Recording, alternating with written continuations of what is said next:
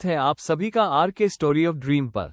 मैं हूं आपकी होस्ट और आज मैं आपके लिए लेकर आई हूं एक ऐसी रोमांचक कहानी the ninth disciple knows how this ends जो आपको शुरुआत से लेकर अंत तक बांधे रखेगी। अध्याय 45। इसके बजाय गु यान ने क्या बनाया। हान झेंगई के दलबदल पर गु यान की प्रतिक्रिया किसी तेज गुस्से भरी जवाबी कार्रवाई के रूप में नहीं बल्कि अपने धैर्य में काफी अधिक परेशान करने वाली चीज के रूप में आए। हर गठबंधन सीमा के साथ 3 महीने की असामान्य खामोशियां जो केवल खुफिया जानकारी के स्थिर सावधान संचय से टूटी थी, जो पीछे हटने के बजाय एक दुश्मन के पुनर्गठन का सुझाव दे रही थी जो बढ़ती निश्चितता के साथ बढ़ रहा था। असामान्य रूप से शांत और परेशान करने वाले इस दौर के 6 सप्ताह बाद एल्डर मुरोंग ने गठबंधन की नवीनतम खुफिया जानकारी को उस विशेष सावधानी के साथ प्रस्तुत करते हुए रिपोर्ट दी जिसे वह ऐसे घटनाक्रमों के लिए आरक्षित रखती थी जिन्हें वह अभी तक पूरी तरह से नहीं समझ पाई थी। वह आगे नहीं बढ़ रहा है, कोई सैनिक गतिविधि नहीं, कोई नया प्रदर्शन नहीं। पिछले 2 वर्षों में हम जिस आक्रामकता के पैटर्न के अभ्यस्त हो गए हैं उससे मिलती जुलती कोई चीज नहीं। यदि कुछ भी है तो हमारे स्रोत यह सुझाव देते हैं कि वह बाहर की ओर धक्का देने के बजाय अपने मौजूदा क्षेत्र को समेकित कर रहा है, कमरे का बाकी हिस्सा जिसे पूरी तरह से नहीं देख पा रहा था।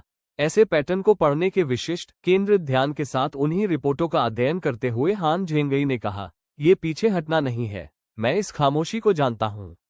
मैंने इसे पहले भी छोटे पैमाने पर बनते हुए देखा है, जब किसी पिछले अभियान के झटके ने उसे केवल उन्हीं तरीकों से आगे बढ़ने के बजाय अपने पूरे दृष्टिकोण पर पुनर्विचार करने के लिए मजबूर किया था जो पहले ही एक बार विफल हो चुके थे। उन्होंने सावधानी से, जानबूझकर सटीकता के साथ नक्शे के समेकित क्षेत्र को ट्रैक किया। वो किसी अन्य परीक्षण की योजना नहीं बना रहा है या उस अभियान की तरह किसी अन्य समन्वित हमले की भी योजना नहीं बना रहा है जिसने इस गठबंधन का आत्मविश्वास खो दिया था। मेरा मानना है कि वो इस गठबंधन के वास्तविक कामकाज के बारे में उसने जो कुछ भी सीखा है उसके जवाब में जमीन से ऊपर तक अपनी पूरी रणनीतिक नींव का पुनर्निर्माण कर रहा है। एक ऐसे दुश्मन के परिचित ठंडे डर को महसूस करते हुए जिसकी सहनशक्ति इस पूरे युद्ध में किसी भी एकल आक्रामकता की तुलना में काफी अधिक खतरनाक साबित हुई थी। चेन शू ने पूछा, किसकी ओर पुनर्निर्माण? हान झेंगई ने स्वीकार करते हुए कहा, मुझे ठीक से नहीं पता। मुझे गए हुए अब 4 महीने हो गए हैं। गुजरने वाले हर हफ्ते के साथ उसकी वर्तमान सोच के बारे में मेरा ज्ञान कम विश्वसनीय होता जाता है, लेकिन मैं इस बात के आकार को जानता हूं कि वह वास्तविक विफलता पर कैसे प्रतिक्रिया देता है, और यह खामोशी ठीक उसी आकार को वहन करती है। हार नहीं बल्कि पुनर्विचार, उस प्रकार का जो अंततः पहले आने वाले किसी भी चीज की तुलना में काफी अधिक परिष्कृत चीज का उत्पादन करता है। गठबंधन ने इसके बाद के महीनों को बिना किसी स्पष्ट लक्ष्य के तैयारी के एक अजीब निलंबित राज्य में बिताया। हर स्थिति को मजबूत करना, खुफिया जानकारी एकत्र करने का सावधान काम जारी रखना और इसके माध्यम से चलने वाले एक ऐसे दुश्मन का विशिष्ट पीसने वाला तनाव जिसकी अगली चाल युद्ध की शुरुआती प्रदर्शनों के बाद से पहली बार वास्तव में अप्रत्याशित बनी रही। परेशान करने वाली खामोशी के 6 महीने बाद ये सू याओ थी जिन्होंने सबसे पहले उस पैटर्न की पहचान की जिसने आखिरकार गु यान के वास्तविक इरादों को आकार दिया। गठबंधन के संपर्कों के बढ़ते नेटवर्क के माध्यम से एकत्र की गई प्रतीत होने वाली असंबद्ध रिपोर्टों की एक श्रृंखला जो 9 सर्पेंट्स क्षेत्र के भीतर असामान्य विद्वानों की गतिविधि का वर्णन करती है।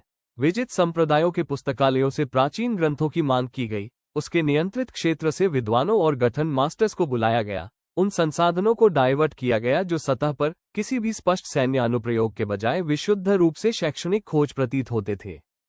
पूर्ण परिषद की समीक्षा के लिए एकत्रित रिपोर्टों को सामने रखते हुए उन्होंने कहा, वो किसी अन्य अभियान की तैयारी नहीं कर रहा है, वो किसी चीज पर शोध कर रहा है। मुझे पूरी तरह से समझ नहीं आ रहा है कि क्या, लेकिन पैटर्न हर रिपोर्ट में सुसंगत है। प्राचीन गठन सिद्धांत से संबंधित पाठ, खेती की तकनीकें जिन्हें अप्रचलित माना जाता है या सामान्य अभ्यास के लिए बहुत खतरनाक माना जाता है। इस प्रकार की छात्रवृत्ति जो ये सुझाव देती है कि वो मौजूदा ताकत को समेकित करने के बजाय किसी विशिष्ट चीज की तलाश कर रहा है। चेन शू ने अभी भी अपने पास मौजूद आधे अधूरी कहानी के हर अंश से आकर्षित होकर बढ़ते बेचैनी के साथ रिपोर्टों का अध्ययन किया और किसी ऐसी चीज की तलाश की जो ये समझा सके कि गु यान क्या पीछा कर रहा होगा जिसके लिए इस प्रकार के समर्पित रोगी विद्वानों के निवेश की आवश्यकता होगी। पुरानी परिचित निराशा के साथ अंततः स्वीकार करते हुए चेन शू ने कहा, मेरी याददाश्त में ऐसा कुछ भी नहीं है जो इससे मेल खाता हो। वो जिसकी भी शोध कर रहा है वो उन अध्यायों में मैंने जो कुछ भी पढ़ा है उससे परे है जो मुझे याद है। हम सभी के लिए ये वास्तव में नया क्षेत्र है। एल्डर मुरोंग ने अपनी आवाज में उस विशिष्ट संकल्प को वहन करते हुए कहा, जिसने गठबंधन को हर पिछली अनिश्चितता के माध्यम से निर्देशित किया था, तो हम इसकी जांच उसी तरह करते हैं जैसे हमने इस युद्ध द्वारा हमसे मांग की गई हर दूसरी चीज की जांच की है, सावधानी से, धैर्य से और एक साथ। मैं अपने नेटवर्क को ये समझने की दिशा में निर्देशित करूंगी कि उसने वास्तव में किन ग्रंथों की मांग की है और किस उद्देश्य से। इस बीच मैं चाहती हूं कि इस गठबंधन का हर गठन मास्टर हमारे अपने रक्षात्मक सिद्धांत की समीक्षा करे, ये खोजते हुए कि इस प्रकार की प्राचीन छात्रवृत्ति अंततः किसका फायदा उठाने के उद्देश्य से हो सकती है। इसके बाद आने वाली जांच ने गठबंधन को सावधानी से रोगी काम के लगभग 1 साल के माध्यम से पहुंचाया, और चेन शू ने खुद को खंडित खुफिया जानकारी के धीमे संचय को देखते हुए युद्ध के बुनियादी आकार में एक बदलाव के बारे में तेजी से जागरूक पाया। अब अकेले सेनाओं और सीमाओं का संघर्ष नहीं, बल्कि कुछ काफी अजीब ऐसे बलों और तकनीकों तक पहुंच रहा है जिनकी गठबंधन के 2 साल के कठिनाई से अर्जित युद्ध के मैदान के अनुभव को कभी भी विचार करने की आवश्यकता नहीं पड़ी थी। सु याओ की प्रारंभिक पैटर्न पहचान के लगभग 1 साल बाद अपने नेटवर्क के सबसे सावधानी से सुरक्षित स्रोतों में काफी लागत और जोखिम पर एकत्रित खुफिया जानकारी को प्रस्तुत करते हुए एल्डर मू रोंग ने एकत्रित परिषद को बताया, मेरा मानना है कि मैं अंततः समझ गई हूं कि वह किसका पीछा कर रहा है। एक प्राचीन गठन तकनीक उसके विद्वानों द्वारा अध्ययन किए गए कई ग्रंथों में टुकड़ों में संदर्भित विभिन्न स्रोतों में विभिन्न नामों से पुकारी जाती है, लेकिन इसके वर्णित कार्य में सुसंगत है। एक ऐसा काम जो पूरे क्षेत्र की केंद्रित खेती की ऊर्जा पर आकर्षित करने में सक्षम है, ठीक से तैयार गठन बिंदुओं के नेटवर्क के माध्यम से चैनल किया गया है, ताकि इसके उपयोगकर्ता को पारंपरिक खेती के माध्यम से प्राप्त होने वाली किसी भी चीज से काफी परे शक्ति का स्तर प्रदान किया जा सके। कमरे ने एक ऐसे खतरे के विशिष्ट शांत वजन के साथ इसे आत्मसात किया जिसने पिछले 3 वर्षों में गठबंधन ने जिसके लिए लड़ाई लड़ी थी, उस हर चीज को नए सिरे से परिभाषित किया। पूर्ण आकार को समझते हुए चेन शू ने धीरे से कहा, वो किसी अन्य सैन्य अभियान की योजना नहीं बना रहा है, वो खुद को इतना शक्तिशाली बनाने की योजना बना रहा है कि एक सैन्य अभियान अनावश्यक हो जाए। यदि वो वास्तव में इस काम को पूरा करता है तो हमारे गठन, हमारा समन्वित बचाव, इस गठबंधन ने जिसके चारों ओर अपने प्रतिरोध का निर्माण किया है, इस पैमाने पर शक्ति के खिलाफ उनमें से कोई भी मायने नहीं रखता है। एल्डर मू रोंग ने गंभीर रूप से पुष्टि करते हुए कहा, मेरा आकलन भी यही है, जिसका मतलब है कि इस गठबंधन की अगली चुनौती केवल किसी अन्य समन्वित हमले से बचना नहीं है। ये गु यान को अपने विद्वानों द्वारा शोध करने में 1 साल बिताने वाले किसी भी काम को पूरा करने से रोकना है, इससे पहले कि वो ऐसी शक्ति प्राप्त करे जो इस युद्ध ने लड़ी गई हर पिछली लड़ाई को पूरी तरह से अकादमिक बना दे। चेन शू ने युद्ध कक्ष के चारों ओर देखा, वाई लिंग की स्थिर केंद्रित तत्परता पर, सु याओ के उग्र निर्धारित ध्यान पर, वेई चैन के शांत संकल्प पर, जी हान और हान झेंगई दोनों पर, ऐसे सहयोगी जिन्हें कहानी ने कभी भी इस प्रकार के खतरे के खिलाफ एक साथ खड़े होने का सुझाव नहीं दिया था, और इस बात की विशिष्ट भारित स्पष्टता को महसूस किया कि इसके बाद आने वाले किसी भी चीज को इस गठबंधन से किसी भी चीज की तुलना में अधिक मांग करनी होगी जो इसने पहले सामना किया था। उन्होंने कहा, तो हम इस काम के बारे में सब कुछ पता लगाते हैं जो हम कर सकते हैं, और हम इसे पूरा करने का मौका मिलने से पहले इसे रोकने का एक तरीका ढूंढते हैं। ये जो भी वास्तव में है, मुझे नहीं लगता कि इसे पूरा होने के बाद इसे रोकने का हमें दूसरा मौका मिलता है। अध्याय 46 अभिसरण कार्य। एल्डर मू रोंग के नेटवर्क द्वारा 2 महीने की सावधान खतरनाक जांच के बाद जब गु यान के शोध का पूरा विवरण सामने आया, तो उससे जो तस्वीर उभरी वो गठबंधन के शुरुआती आकलन की तुलना में कहीं अधिक डरावनी थी। एल्डर मू रोंग ने चेन शू द्वारा 3 साल की रक्षात्मक रणनीति के अध्ययन के दौरान देखे गए किसी भी चित्र से कहीं अधिक जटिल एक गठन आरेख को सामने रखते हुए समझाया, मेरे विद्वानों को सबसे पुराने स्रोतों में जो मिला है उसमें इसे अभिसरण कार्य कन्वर्जेंस वर्किंग कहा जाता है। खंडित ऐतिहासिक अभिलेखों के अनुसार ये तकनीक इस युद्ध से भी कहीं अधिक अराजक संघर्ष के दौर में विकसित की गई थी। इसे एक ही कल्टीवेटर को पूरे क्षेत्र की केंद्रित आध्यात्मिक ऊर्जा का एक साथ उपयोग करने की अनुमति देने के लिए डिजाइन किया गया था, जिसे काफी दूरी पर फैले गठन एंकर बिंदुओं के नेटवर्क के माध्यम से चैनल किया जाता है। बढ़ते बेचैनी के साथ आरेख के पैमाने का अध्ययन करते हुए चेन शू ने पूछा, ये कितनी दूर तक फैला है? एल्डर मू रोंग ने कहा, ऐतिहासिक रिकॉर्ड बताते हैं कि इस कार्य के लिए कम से कम कई 100 मील तक फैले एंकर बिंदुओं की आवश्यकता होती है। मुझे विश्वास है यही कारण है कि हमने उसकी प्रतीत होने वाली शांत महीनों के दौरान क्षेत्रीय एकीकरण के पैटर्न को देखा। ये सरल सैन्य नियंत्रण नहीं था, बल्कि ठीक उसी प्रकार के गठन नेटवर्क का सावधान व्यवस्थित निर्माण था जिसकी इस कार्य को आवश्यकता होती है। हान झेंगई ने कमरे के बाकी हिस्सों द्वारा पूरी तरह से न समझ पाने वाले ज्ञान का उपयोग करने वाले व्यक्ति के विशिष्ट केंद्रित ध्यान के साथ आरेख का अध्ययन किया। उन्होंने धीरे से कहा, अब जब मैं इसे पूरी तरह से देखता हूं, तो यह मेरी याददाश्त की किसी चीज से मेल खाता है। कार्य स्वयं नहीं, मुझे 11 वर्षों की सेवा में भी गुयान के उस स्तर के शोध तक कभी पहुंच नहीं मिली। लेकिन क्षेत्रीय पैटर्न सेवा के अपने अंतिम वर्ष में जिन कई सीमा एकीकरणों की देखरेख में मैंने मदद की थी, उन्होंने एक ऐसे भौगोलिक तर्क का पालन किया जिसे मैंने उस समय पूरी तरह से कभी नहीं समझा था। अब मेरा मानना है कि वे एकीकरण ठीक इसी गठन नेटवर्क की नींव रख रहे थे। सु याओ ने पूछा, यदि वो इसे पूरा कर लेता है, तो इसका व्यवहारिक रूप से वास्तव में क्या अर्थ है? वो उस प्रकार की शक्ति के साथ ऐसा क्या कर सकता है जो वह पहले नहीं कर सकता था? एल्डर मुरोम की अभिव्यक्ति में एक ऐसे व्यक्ति का विशिष्ट गुरुत्व था जो ऐसी खबर दे रहा था जिसे वह ईमानदारी से साझा नहीं करना चाहती थी। ऐतिहासिक रिकॉर्ड खंडित है और मैं इसमें शामिल अनिश्चितता के बारे में ईमानदार होना चाहती हूँ। लेकिन जो खाते मौजूद हैं, वे एक ऐसे कल्टीवेटर का सुझाव देते हैं जो अभिसरण कार्य को सफलतापूर्वक पूरा करता है। वो पारंपरिक खेती रैंकों द्वारा सार्थक रूप से मापी जा सकने वाली किसी भी चीज से काफी परे शक्ति प्राप्त करता है, कम से कम एक ऐतिहासिक खाते में सार्थक प्रतिरोध संभव हुए बिना एक ही निरंतर हमले में एक पूरे किलेबंद सेक को समतल करने के लिए पर्याप्त शक्ति। कमरे ने भारी सन्नाटे में इस बात को आत्मसात किया, एक ऐसे खतरे के विशिष्ट शांत वजन के साथ जिसने पिछले 3 वर्षों में गठबंधन ने जिसके चारों ओर अपने प्रतिरोध का निर्माण किया था, उस हर चीज को पूरी तरह से नए सिरे से परिभाषित कर दिया था। अंततः चेन शू ने गठबंधन की अगली आवश्यक कार्रवाई के आकार को गंभीर स्पष्टता के साथ सामने रखते हुए कहा, तब हम इसे पूरा करने की अनुमति नहीं दे सकते हैं। इसकी जो भी कीमत हो, इसे रोकने का प्रयास कितना भी खतरनाक क्यों न हो, मुझे नहीं लगता कि यह गठबंधन एक ऐसे गुयान से बच सकता है जिसने वास्तव में उस स्तर की शक्ति प्राप्त कर ली है। हर गठन, हर समन्वित बचाव, हमने जो कुछ भी बनाया है, वो उस पैमाने की किसी भी चीज के सामने अप्रासंगिक हो जाता है। कार्य के केंद्रीय गठन बिंदु का स्थान कई और हफ्तों की सावधान जांच के माध्यम से पहचाने जाने के बाद 9 सर्पेंट्स क्षेत्र के भीतर एक पहाड़ का किला निकला, जो भारी रूप से सुरक्षित था और किसी भी पारंपरिक सैन्य हमले की पहुंच से काफी दूर था जिसे गठबंधन वास्तविक रूप से माउंट कर सकता था।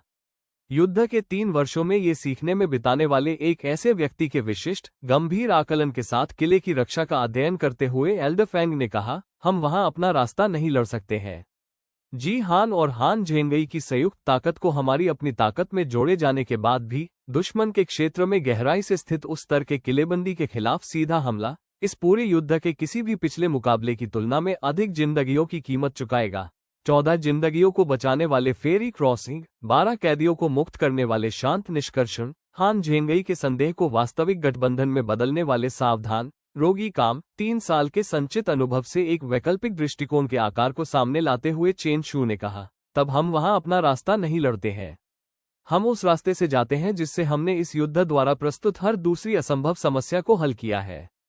चुपचाप, सावधानी से, एक ऐसी छोटी टीम के साथ जहां कच्ची ताकत से अधिक चुपके मायने रखती है।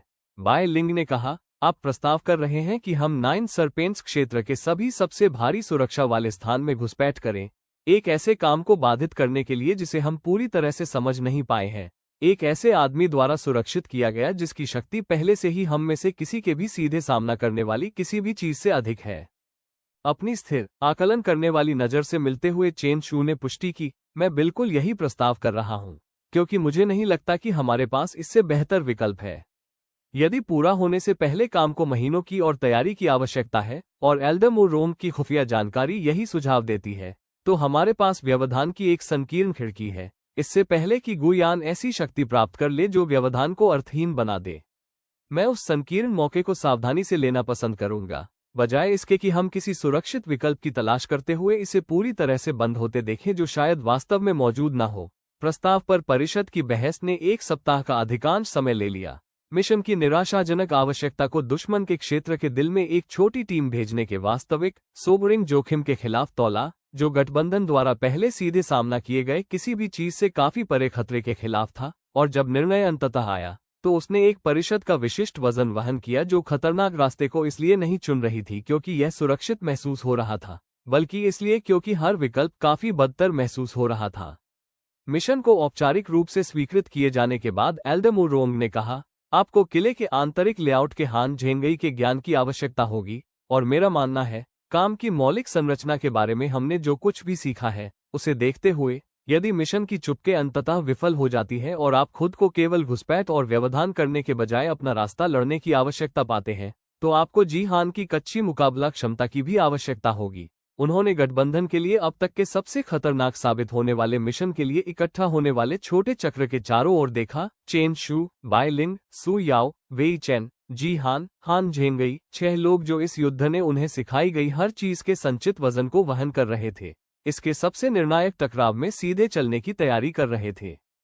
मैं यह नाटक नहीं करूंगी कि इस मिशन में वास्तविक गंभीर जोखिम के अलावा कुछ भी है, लेकिन मेरा मानना है, यदि इस गठबंधन द्वारा एकत्र किया गया कोई भी समूह वास्तव में इसे पूरा कर सकता है, तो वह आप 6 लोग हैं, एक साथ। उस शाम विदाई से पहले वे सभी जो समझ गए थे कि उनकी अंतिम तैयारी हो सकती है, किसी भी व्यक्ति द्वारा कभी भी प्रयास किए गए सबसे खतरनाक मिशन की ओर बढ़ते हुए, चेन शू ने खुद को 3 साल पहले एक जलते हुए पहाड़ पर एक अजनबी के शरीर में जागने के बाद से उन्होंने तय की गई अजीब, असंभव दूरी को एक बार फिर से उलट पुलट करते हुए पाया। 3 साल के असंभव विकल्पों द्वारा चिन्हित चेहरों पर चक्र के चारों ओर देखते हुए उन्होंने कहा, हमने 6 लोगों के साथ शुरुआत की थी, 6 सर्वाइवर्स, एक ऐसे पहाड़ पर जिसमें कभी भी कोई नहीं होने वाला था। मुझे नहीं लगता कि मैं उस पहली भयानक रात की कल्पना कर सकता था कि 6 लोग अंततः गुयान और उस प्रकार की शक्ति के बीच खड़े होने वाले सटीक समूह बन जाएंगे जो हमारे द्वारा बनाई गई हर चीज को तोड़ सकती थी। वाई लिंग ने चुपचाप कहा, यह कोई संयोग नहीं है। तब 6 लोग, अब 6 लोग, हम में से किसी से भी इस युद्ध ने जो अब तक पूछा है, उसमें सबसे कठिन चीज में कदम रख रहे हैं। उनकी स्थिर नजर में कुछ उग्र और निश्चित था। उन्होंने उनकी आंखों से मुलाकात की। मुझे लगता है कि यह ठीक उसी प्रकार की समरूपता है जिस पर भरोसा करने लायक है। लिन फैंग। कहानी ने एक बार जो भी लिखा होगा, मुझे लगता है कि हमने यहाँ खड़े होकर कुछ काफी बेहतर बनाया है। भोर से पहले के अंतिम घंटों के माध्यम से वे एक साथ बैठे, 3 साल के विश्वास से बंधे 6 लोग जो एक समय में एक ईमानदार विकल्प के साथ बनाए गए थे, उनमें से किसी के भी कभी सामना किए गए सबसे बड़े खतरे में कदम रखने की तैयारी कर रहे थे। और चेन शू, इस सटीक पल की ओर ले जाने वाली हर चीज के वजन को पूरी तरह से जगह में बसते हुए महसूस करते हुए, खुद को अंततः और पूरी तरह से तैयार पाया। अध्याय 47, पहाड़ के भीतर किले की यात्रा 11 दिनों में पूरी हुई, जो कि एक ऐसी टीम के विशेष थकाऊ अनुशासन के साथ विवादित क्षेत्र से सावधानी से गुजर रही थी जो समझती थी कि रास्ते में किसी भी बिंदु पर पता लगने से वो सब कुछ बिखर सकता है जिसके तैयार करने में उन्होंने महीनों बिताए थे। यात्रा के अंतिम दृष्टिकोण पर, आंतरिक हिस्से से जिस पहाड़ के गढ़ को वो एक समय अच्छी तरह से जानते थे, उसके विवरण को सामने रखते हुए हान झेंगई ने समझाया, ये किला एक गठन नेटवर्क के केंद्र में स्थित है जो लगभग पूरा होने वाला है। बचाव की कई परतें, बाहरी गश्त, एक आंतरिक गैरिसन और केंद्रीय कार्य कक्ष के सबसे करीब एक व्यक्तिगत पहरेदार जिसे मेरा मानना है कि गुयान ने विशेष रूप से इसी तरह के व्यवधान से कार्य के पूरा होने की रक्षा के लिए प्रशिक्षित किया है। 3 साल और एक जीवन पहले, जलते हुए पहाड़ के भागने के मार्गों को जिस सावधान ध्यान से उन्होंने अध्ययन किया था, उसी ध्यान से किले के लेआउट का अध्ययन करते हुए चेन शू ने पूछा, कितने लोग जानते हैं कि यह कार्य पूरा होने के करीब है? हान झेंगई ने कहा, बहुत कम लोग, मैं कल्पना करूंगा। गुयान ने हमेशा अपने सबसे महत्वपूर्ण प्रोजेक्ट्स की सावधानी से रक्षा की है, यहां तक कि वरिष्ठ कमांडरों से भी।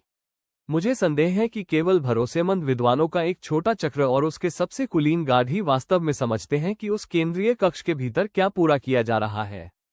इसके लेआउट का अध्ययन करते हुए बाय लिंग ने कहा, तो ये हमारा फायदा है। इस तरह का महत्वपूर्ण गुप्त कार्य, इसका मतलब है कि किले का व्यापक गैरिसन संभवतः विशेष रूप से कार्य के उद्देश्य से घुसपैठ के खिलाफ बचाव के लिए तैयार नहीं है। वे एक पारंपरिक हमले के लिए तैयार है। हम एक की योजना नहीं बना रहे हैं। एक अमावस्या की रात के आवरण में किले की बाहरी परिधि तक पहुंचने के बाद, टीम का दृष्टिकोण 3 साल के तेजी से खतरनाक मिशनों द्वारा उन सभी 6 लोगों में बनाए गए चुपके और समन्वय के हर टुकड़े का परीक्षण कर रहा था। जैसे ही वे उस इलाके के माध्यम से सावधानी से और चुपचाप आगे बढ़े, जिसे उन्होंने एक अलग जीवन में, एक अलग निष्ठा के तहत खुद गश्त किया था, हान झेंगई के बाहरी गश्त मार्गों के अंतरंग ज्ञान अमूल्य साबित हुए।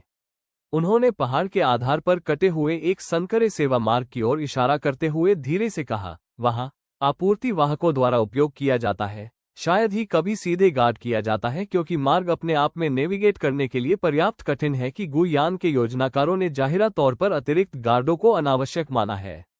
ये हमें केंद्रीय कक्ष के बाहरी दृष्टिकोण की ओर अधिकांश रास्ते ले जाना चाहिए।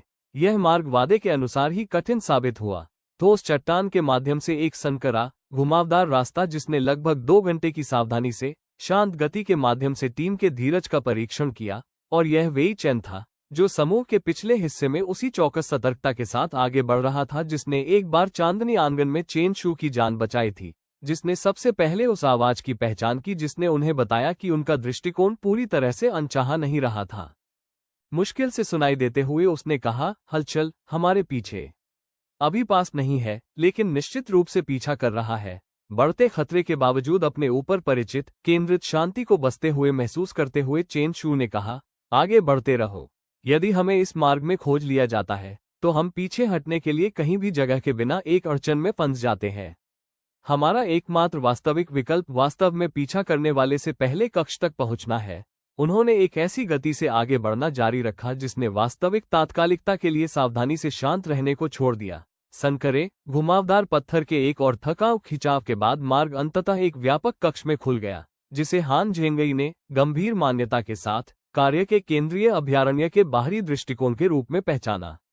और वहां प्रतीक्षा कर रहे, उसी बिना जल्दबाजी के, जानबूझकर आत्मविश्वास के साथ स्थित, जिसे चेन शू को 3 साल पहले एक पाले से धके रिजलाइन से याद था, एक आकृति खड़ी थी जिसकी उपस्थिति ने उसे कुल डूबती स्पष्टता के साथ बताया कि उनके दृष्टिकोण की वास्तव में कितनी अच्छी तरह से प्रत्याशा की गई थी।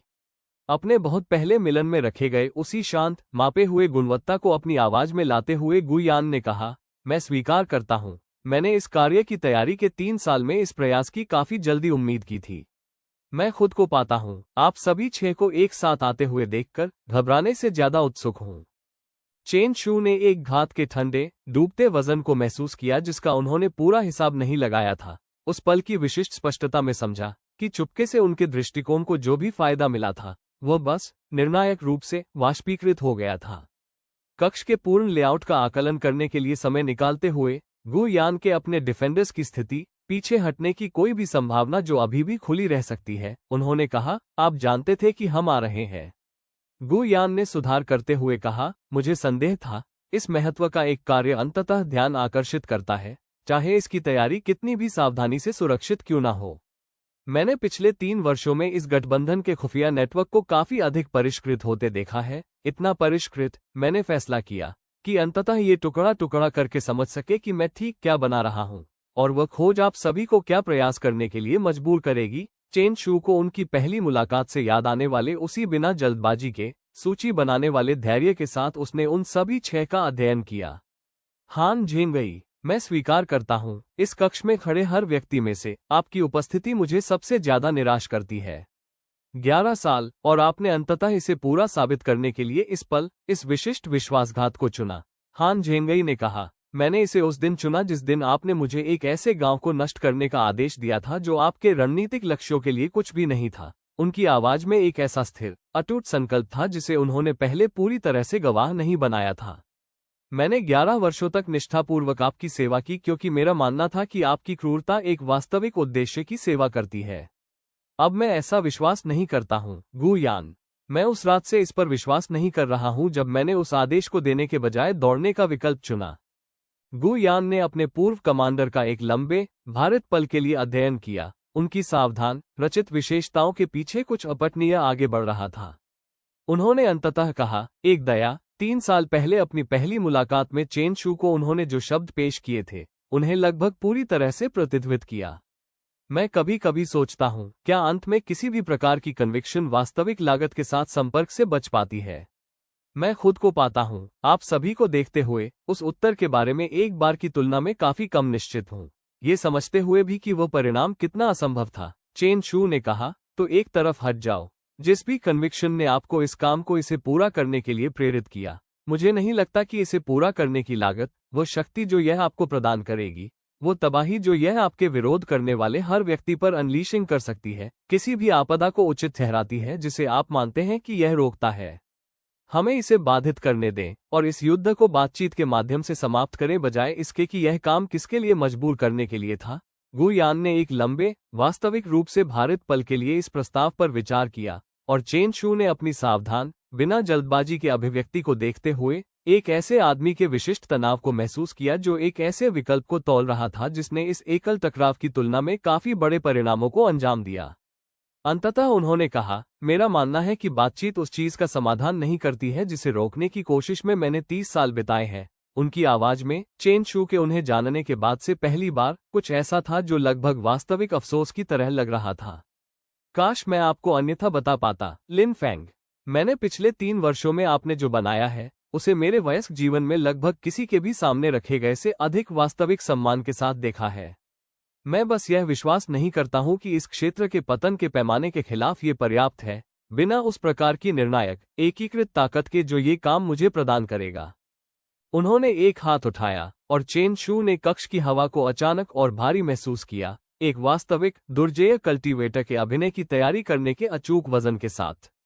गु यान ने कहा, तो मुझे खेद है कि यह वो बातचीत है जो हम अंततः कर रहे हैं, न कि वो जिसके बारे में मुझे एक बार उम्मीद थी कि हमारे बीच संभव हो सकती है। सामना करते हुए उनमें से कोई भी एक कितना पीछे रह जाता। जी हान ने पहले कदम उठाया, एक कच्ची दुर्जेय शक्ति के साथ शुरुआती हमले का सामना किया, जिसे देखते हुए चेन शू समझ गए कि यह ठीक उसी प्रकार की शक्ति का प्रतिनिधित्व करता है जिसका मूल कहानी ने एक बार वादा किया था कि लड़का अंततः प्राप्त कर लेगा, और उस काफी शक्ति ने भी गु यान की पूरी क्षमता के खिलाफ सीधे परीक्षण किए जाने पर लगातार जमीन खोदी। दशकों के संचित आलेख को अपने पीछे ले जाने वाले एक हमले द्वारा कक्ष के पत्थर के फर्श के पार पीछे धकेल दिया गया। हान झेंगई ने कक्ष के दूर की तरफ एक सीलबंद मार्ग की ओर पहले से ही बढ़ते हुए पुकारा, 11 वर्षों के परिचित के विशिष्ट स्पष्टता के साथ समझते हुए कि उनका वास्तविक उद्देश्य कहाँ था। कार्य कक्ष। यदि हम इस लड़ाई के किसी भी तरह से समाधान होने से पहले उसके यहाँ व्यस्त रहने के दौरान गठन के केंद्रीय एंकर बिंदु तक पहुंच सकते हैं, तो हम अभी भी इसे बाधित कर सकते हैं। चेन शू ने कहा, जाओ। गु यान का ध्यान खींचने वाली निराशाजनक पीसने वाली लड़ाई में अपनी खुद की ताकत को जोड़ने के लिए पहले से ही आगे बढ़ते हुए वाई लिंग और सू याओ एक साथ लड़ने के 3 साल के समन्वित अंतर्ज्ञान के साथ उनके बगल में स्थिति में आ गए। वेई चैन, उसके साथ जाओ। जब तक हम कर सकते हैं हम यहाँ रुकेंगे। इसके बाद होने वाली लड़ाई ने तेजी से खतरनाक लड़ाइयों के 3 वर्षों में चेन शू की टीम द्वारा विकसित कौशल और समन्वय के हर टुकड़े का परीक्षण किया। 4 कल्टीवेटर सावधान निराशाजनक तालमेल में काम कर रहे थे, एक ऐसे अकेले विरोधी के खिलाफ जिसकी कच्ची शक्ति उनमें से किसी के भी व्यक्तिगत रूप से सामना किए गए किसी भी चीज से अधिक थी, और जिनके दशकों के अनुभव ने उनके द्वारा प्रयास किए जाने वाले हर समन्वित लाभ को किसी भी पिछली लड़ाई की तुलना में काफी कठिन बना दिया था। एक समन्वित हमले के बाद हाँफते हुए सू याओ ने कहा, वो अपनी पूरी ताकत का उपयोग भी नहीं कर रहा है, जो साफ तौर पर उतरने के बजाय एक ऐसे बचाव से हट गया जो परेशान करने वाला, लगभग आसान लग रहा था। वो हमारा परीक्षण कर रहा है, उसी तरह जैसे उसने 3 साल पहले इस गठबंधन के गठन का परीक्षण किया था। इसे सुनकर चेन शू समझ गए कि उनकी स्थिति कितनी भयानक थी, न केवल पीछे छूटे हुए, बल्कि एक ऐसे विरोधी का सामना करना जो अभी तक उन्हें अपनी वास्तविक पूरी कोशिश के लायक नहीं समझ पाया था। युद्ध के 3 वर्षों के हर सामरिक अंतर्ज्ञान के अंश पर आधारित, ये समझते हुए कि कच्ची शक्ति अकेले इस विशिष्ट अंतर को कभी दूर नहीं करेगी, कि आगे बढ़ने का एकमात्र रास्ता ठीक उसी प्रकार की समन्वित अप्रत्याशित रणनीति में निहित था जिसने इस गठबंधन को हर पिछली असंभव लड़ाई के माध्यम से आगे बढ़ाया था। उन्होंने कहा, तो हम उसे ऐसा करने के लिए मजबूर करते हैं। जी हान, उसका ध्यान उच्च स्तर पर खींचे। बाय लिंग, निम्न स्तर पर। सू याओ और मैं पार्श्व लेते हैं। यदि हम उसे एक साथ सभी 4 कोणों से बचाव करने के लिए वास्तव में प्रतिबद्ध करने के लिए मजबूर कर सकते हैं। ठीक इसी प्रकार के असंभव दबाव के तहत एक दूसरे पर पूरी तरह से भरोसा करना सीखने वाले 3 साल बिताने वाले 4 लोगों की निराशाजनक केंद्रित सटीकता के साथ निष्पादित रणनीति ने अंततः गु यान के संयम का वास्तविक परीक्षण किया। 4 दिशाओं से एक साथ एक समन्वित हमले ने लड़ाई में पहली बार उनकी सावधान बिना जल्दबाजी की अभिव्यक्ति में एक दृश्य क्षणिक तनाव को मजबूर कर दिया। लड़ाई की शुरुआत की तुलना में अब अधिक जोर से सांस लेते हुए उसने स्वीकार किया, प्रभावशाली। उसकी आवाज में वास्तविक आश्चर्यचकित सम्मान था। मैं स्वीकार करता हूं, मैंने कम आंका था कि समन्वित युद्ध के 3 साल 4 व्यक्तिगत रूप से कुशल लेकिन सामरिक रूप से अनुभवी सेनानियों के रूप में शुरू हुई चीज को कितनी अच्छी तरह परिष्कृत करेंगे।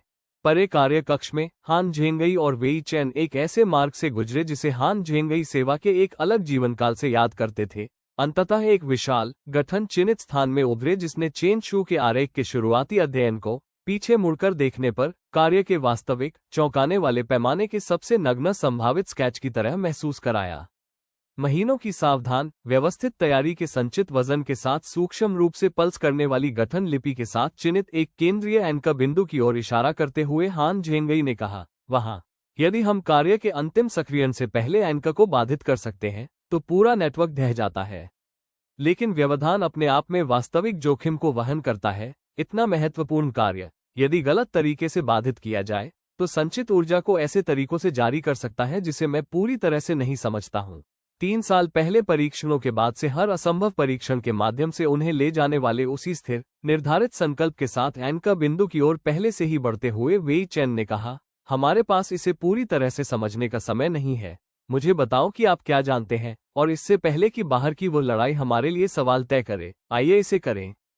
हान झेंगई ने उन्हें व्यवधान की सावधान तकनीकी आवश्यकताओं के माध्यम से निर्देशित किया। काउंटर गठन का एक सटीक अनुक्रम ठीक इसी प्रकार की प्राचीन खतरनाक छात्रवृत्ति से परिचित 11 वर्षों के आधार पर, और वेई चेन एक केंद्रित सावधान सटीकता के साथ काम कर रहे थे जिसे चेन शू बाद में 3 साल के प्रशिक्षण ने उनमें जो कुछ भी बनाया था उसके पूर्ण समापन के रूप में समझेंगे। गु यान की रोगी तैयारी के महीनों को सुझाने का नाजुक खतरनाक काम शुरू किया। कक्ष की ठंडी पत्थर की हवा के बावजूद पसीना बह रहा था। काउंटर गठन को बनाए रखने के प्रयास से उनके हाथ कांप रहे थे, जो ऊर्जा के खिलाफ प्रतिरोध करने के लिए बढ़ते हुए प्रतीत होते थे। वास्तविक पुरुषवादी इरादे के करीब किसी चीज के साथ जो हम करने की कोशिश कर रहे थे। वेई चेन ने कहा, यह वापस लड़ रहा है। कार्य अपने आप में ये सिर्फ गठन लिपि नहीं है, हान झेंगई। इसमें कुछ जीवित है। जो हम करने की कोशिश कर रहे हैं उसका विरोध कर रहा है। परियोजना के निकटता के 11 वर्षों ने उन्हें जो भी तकनीकी ज्ञान दिया था उसके हर अंश पर आधारित काउंटर गठन में अपनी खुद की ताकत को जोड़ते हुए हान झेंगई ने आग्रह किया, जारी रखो, हम करीब है। मैं नेटवर्क को वास्तविक रूप से अस्थिर होना शुरू कर सकता हूं। बाहरी कक्ष में गु यान के खिलाफ समन्वित लड़ाई अपने खुद के टूटने के बिंदु पर पहुंच चुकी थी। 4 थके हुए सेनानियों ने ताकत के हर शेष आरक्षित को एक ऐसे विरोधी के खिलाफ दबा दिया था जिसका संयम पहली बार अंततः वास्तविक तनाव के करीब किसी चीज में दृश्य रूप से टूट गया था। कक्ष के ही अचानक सूक्ष्म रूप से कहीं दूर अस्थिर होने वाले एक विशाल गठन नेटवर्क के अचूक संकेतों के साथ कांपने के साथ अपनी आवाज में अचानक तेज घबराहट लाते हुए गु यान ने कहा, कुछ हो रहा है। कार्य।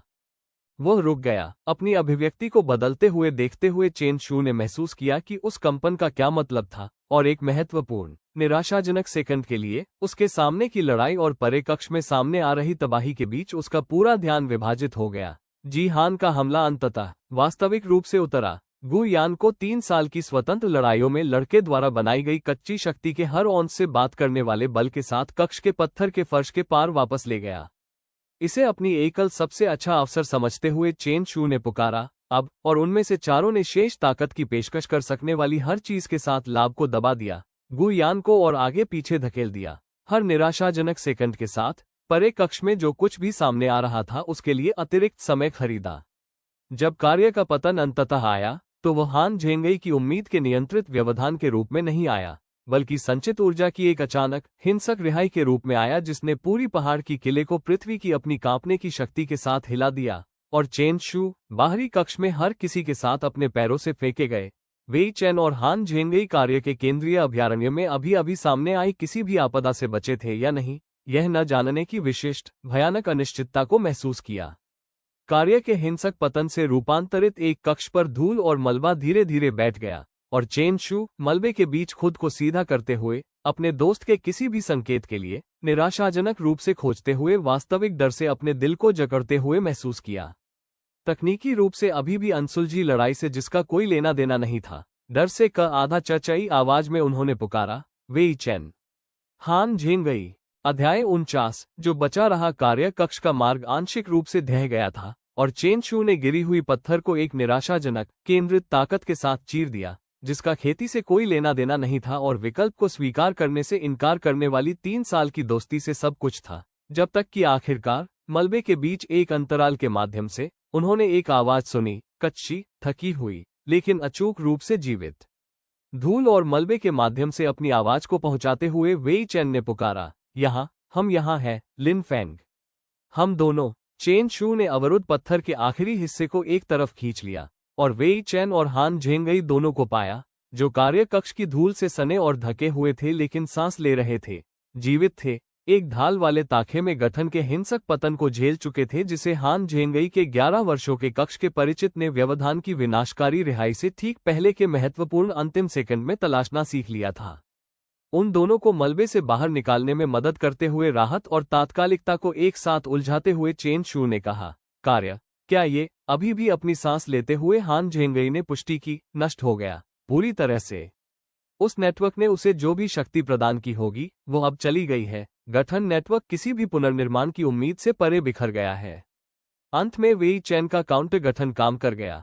हालांकि मैं स्वीकार करता हूं कि अंतिम रिलीज हम में से किसी के भी तैयार किए गए से काफी अधिक हिंसक साबित हुई।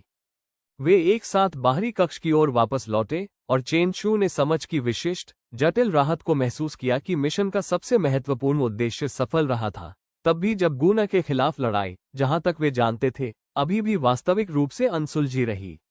उन्होंने बाहरी कक्ष को कार्य के पतन से रूपांतरित पाया।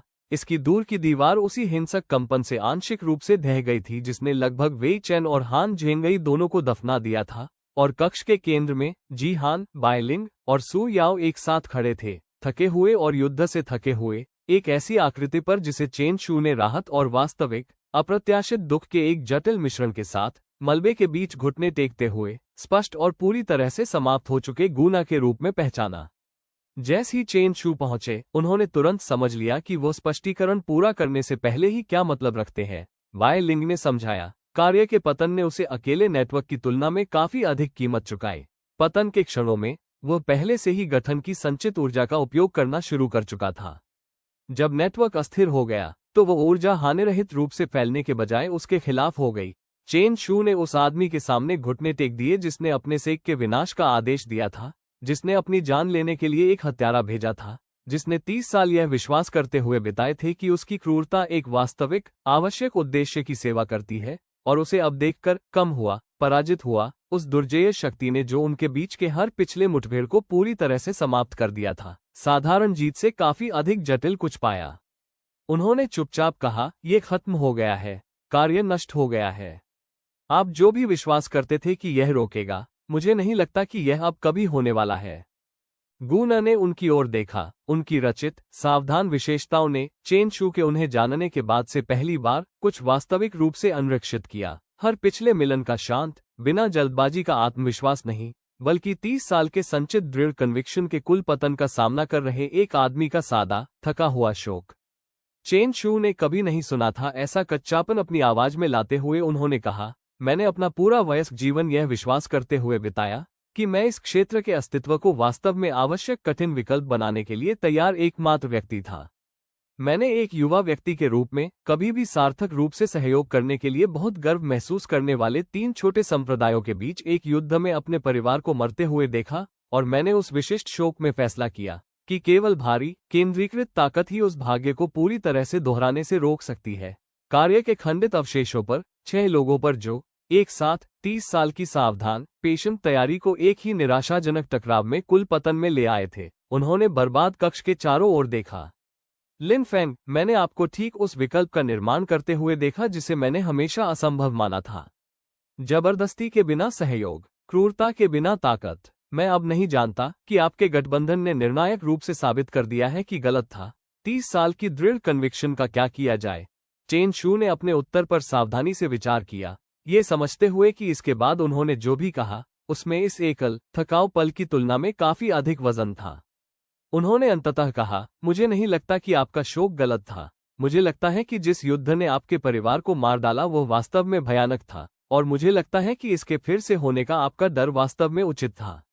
मुझे लगता है कि आपने जो उत्तर चुना, यह विश्वास करते हुए कि केवल आपकी अपनी भारी शक्ति ही उस भाग्य को रोक सकती है, अंत में आपके डरने वाले भाग्य की तुलना में काफी अधिक कीमत चुकानी पड़ी।